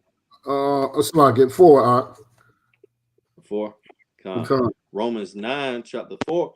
Who are Israelites, to whom pertaineth the adoption and the glory and the covenants and the giving of the law and the what? And the servants of Yahweh and the promises. So we see it right here. What'd you say, Art? I said that's a cut. That's a cut right there. I mean, we already brought out Psalms 147 and 19. So we know who Cornelius was. Him and his whole house feared the Most High, meaning him and his whole house kept the law, right? All right, and the thing is, he was in Caesarea. You know what I'm saying? Which was, you know what I mean, in the land. Con? It says, where we at? Receive the remissions of sins. Go ahead. Salakia, you got real choppy. Salakia, what did you say? Salakia. Can you hear? Yeah, I think we getting that storm all over here, man. Con. Yeah. So you want me to go where? Hold on. Salakia. Acts, back to Acts 10. Man, this is bad. So you want me to go all the way back to where we left off? No, Acts 10. We might have to. Yeah, I'm Salakia. Acts 10 and 44. Can you hear me? Con. I hear you right now. Acts 10, verse 44. While Peter yet spake these words, the Ruach HaKodesh fell on all of them which heard the word. That's right. And hold on. David put up two good scriptures. 2 Timothy 1 and 5. It says, "When I call to remembrance the unfeigned faith that is in thee, which dwelt first in thy grandmother Lois and thy mother Eunice, and I am persuaded that in thee also." You know what I mean? That's right. It says in Leviticus 10 and 11, he put up, it says, "And that ye may teach the children of Israel all the statutes which Yahweh has spoken unto them by the hand of Moses," right? So we know this, man. Like we know who this is because the children of Israel was given the Lord. That's why him and his household feared the Most High. You know what I'm saying? I don't know if hopefully we still on, because I only see my image up here. You up there at all? I see you, but I don't see myself up there. How about the brother Yum? Is he up here? He might be going. He going? Hello, brother. I can hear you a little bit. You hear me? Yeah, I can hear you. You real low, but you choppy. You choppy. Yeah, you choppy. Though. Come. And I got to bring that out too. Matthew 7 and 6. Matthew 7 and 6. Come. And this is and this is the crazy thing. This is the New Testament, bro. This Matthew 7 and 6 right here. All right. It says. Go ahead. You bring it out. Go ahead. Give not that which is holy unto the dogs. This actually go into Ben Yum. Bring out Baruch 4 again, please. This is Baruch. Chapter 4, verse 4, I think, or 5 1. This is 3. This is 4 and verse 3. Give not thine honor to another. I can't even hear you. Can you hear me? Can you hear me? I got you a little better now. Wherever you just did, do that. Yeah. Hey man, all praises to Yahawashi. Baruch chapter 4 and verse 3. Verse 3, right up. Yeah, Con. You kind of going in and out. Give not thine honor to another, nor the things that are profitable unto thee to a strange nation. Con, I'm gonna bring that out because it's kind of hard to hear you. I'm gonna bring it out. I hear you a little bit, but it's going in and out a little bit. Baruch chapter 4, verse 3. It says, "Give not thine honor to another, nor the things that are profitable unto thee to a strange nation." I go right into finish that Matthew 7 and 6. Matthew chapter 7, verse 6 says, "Give not that which is holy unto the dogs, neither cast ye your pearls before swine, lest they trample them under their feet and turn again and rend you." Hey, brother Dawid bringing up some good scriptures, man, because this is real important. Like what you just read right there, right? So we just got in Matthew 7 and 6. We just went to Baruch 4 and 3. And now go to Psalms 22 and 16.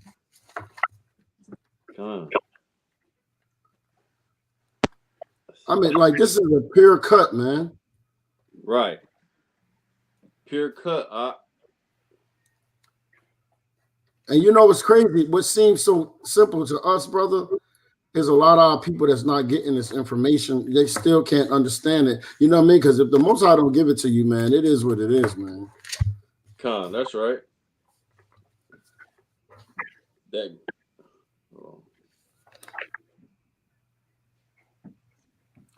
Psalm 22 and 16.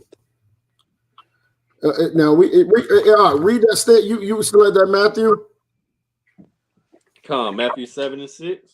Con. Read it again. Matthew 7 and 6. Give not that which is holy unto the dogs, neither cast ye your pearls before swine, lest they trample them under their feet and turn again and rend you. And hold up, that's exactly what's going on right now. You ask these so-called these heathens who are the Israelites, brother, right? Or they try to take our covenants, right? They try to take our salvation, right? And they basically trample everything we teach under the feet. And this is why we got to stop giving our honor to these heathen nations, man. That's right. When you do that, what they say? Well, the Jew killed Christ, right? Or they say, he's not dealing with them no more. He's dealing with the Christian church now. Gone. And that's what they're doing, man. That's how they trap. That's exactly what Matthew talking about. Right. I'm gonna read Psalms 22 and 16. For dogs have compassed me, the assembly of the wicked have enclosed me.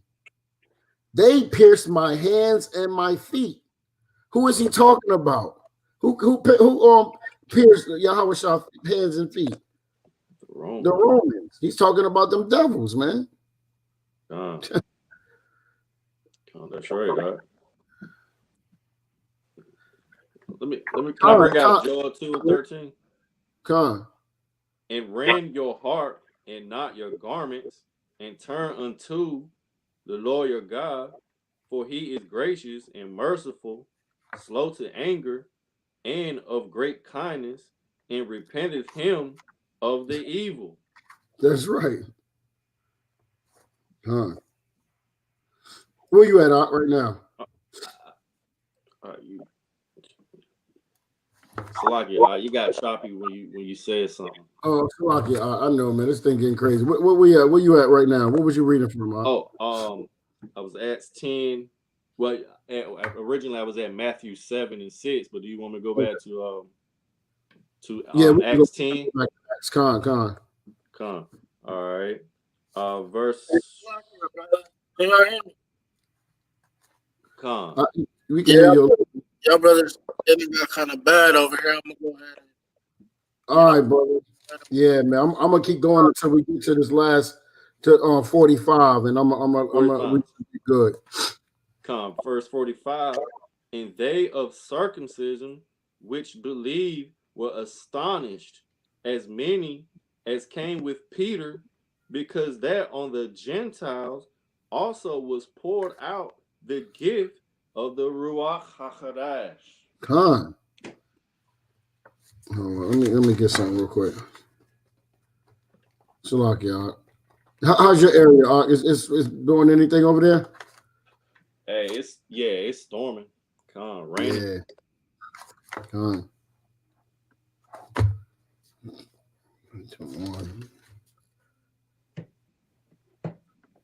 Hey, bring matter of fact, you read 44 or 45? 45. 45, right? Con. It says, read that one more time. I'll slog you. Acts chapter 10, verse 45. It says, and they of the circumcision which believed were astonished.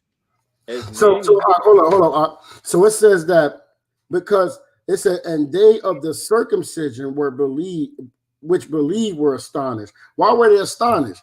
Because the other Israelites were not circumcised. You know what I mean? So we know that there are, we call, if you're not circumcised, what we called you? They called us they called us unclean because we weren't circumcised, right? So these are the brothers that was in Jerusalem that knew who they were. They were keeping the commandments, you know what I'm saying? And we know when we got uncircumcised and we go to First Maccabees. Right. You know what I'm saying? When they told us that, then when they forbid us to be circumcised. And that's why they looked at the Israelites, the Israelites outside of Jerusalem, that, you know what I mean, they looked at them as being unclean. That's why I said that they, you know what I mean? It says, and they of the circumcision which believe were astonished, because they were like, how are they getting it when we circumcised and they not? All right. As many as came with Peter, because that on the Gentiles also was poured out the gift of the Ruach HaKodesh. So, and look, that go right back to Acts 2 again. They got, you know, the Jews, devout men out of every nation under heaven, right? They got they all had the Holy Spirit. You know what I'm saying? And then we're gonna go to Isaiah chapter 42, verse 1. Isaiah chapter 42, verse 1. It says, behold my servant whom I uphold. Mine elect. My what? Mine elect. In whom my soul delighteth. I have put my spirit upon him. He shall bring forth judgment to the Gentiles. What is he going to do to the Gentiles? He shall bring forth judgment to the Gentiles. And go to 6. Verse 6.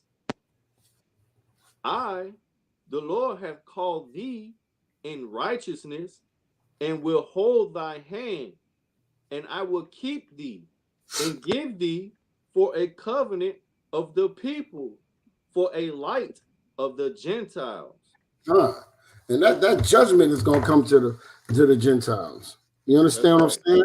And that's the thing. Like when the Most High talking about this, when he say he's going to, you know, when he talking about the Holy Spirit to the Gentiles, you know what I'm saying? This go right into like we said in Acts 2, when the brothers came out from every nation under heaven, you know what I'm saying? And they were astonished because I mean they received the Holy Spirit, and when the Holy Spirit came, and hold on, let me see something. Hold on. Come on. Let's kind of go right into that too.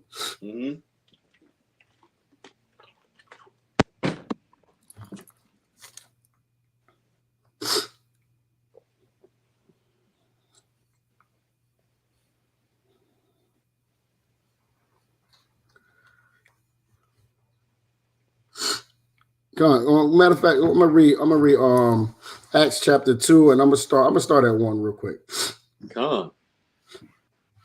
And when the day of Pentecost was fully come, they were all with one accord in one place. And suddenly there came a sound from heaven as a rushing mighty wind, and it filled all the house where they were sitting. And there appeared unto them cloven tongues like as of fire, and it sat upon each of them. And they were all filled with the Holy Spirit, and began to speak with other tongues, as the Spirit gave them utterance. And then they go down to what we was reading earlier. It said, and there were dwelling at Jerusalem Jews, devout men out of every nation under heaven. And then I'm gonna drop down to what we bring out earlier. Verse 10, it says, Phrygia, what is it? I guess it's Phrygia, I don't know, and Pamphylia in Egypt, and in the parts of Libya about Cyrene, and strangers of Rome, Jews and proselytes. You know what I'm saying? Jews, they say Cretes and Arabians. We do hear them speak in our tongues the wonderful works of the Most High. You know what I'm saying? And this is the thing, man. So we getting into the same thing. You know what I'm saying? Right. And these Israelites, man. So anyway, man, with that, man, I'm gonna close it off, man. But what we want to bring out and let y'all see, man, that he was an Israelite, man. That's right. That's right. Can you hear me out? Con, I hear you. I was just looking at something real quick. Oh, okay. Con. So, you know what I'm saying? So anyway, so with that, man, you know what I mean? We're going to close it out, man. And we just want to say, man, Yahawashi, Yahawashi, Barakatah, to all the brothers out there, man. Shalom. Con. You know, it's getting crazy out here, man. You know what I mean? If you want to hit us, man, you can catch us on Congregation of the Mighty 821 at gmail.com. Also, man, you can donate, you know what I'm saying, get your arms, you know what I'm saying, help push this word, you know what I'm saying. I think it's $COM 821, if I'm not mistaken. Let me make sure I got that right. Hold on up. Make sure that get out there, man.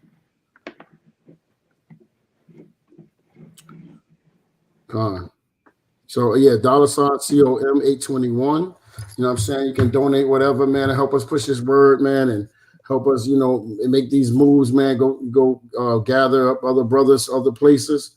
You know what I'm saying? Yo, brother Gaya, man, or like always, brother. It's always good, man, to see you, brother. And we honor to all the brothers and sisters in the chat. You know what I'm saying? And we happy that you with us today, brother. You know what I'm saying, to bring out this message, man. We got a little messed up today with the weather, but it's all good because we got it out and you know what I mean, we still heard right now, you know what I'm saying? But yeah, Khan brother Dawid, man, appreciate that, brother. All them precepts you sending, you know what I'm saying? That's what I love. Wow, he said it looks like a tornado out there. So it's really popping out off over here. Right. But with that, man, I guess I'm a in this live, man, and just say peace to the brothers, man. Yahweh, call her law, Yahawashi, Yahawashi, Barakatah, to all the Ak and Akwas out there, brother. All right, brother. Shalom, brother. All right, Shalom, King. I see y'all tomorrow, Ak. Con. All right, shalom. All right, King. Shalom. Shalom, King. Okay.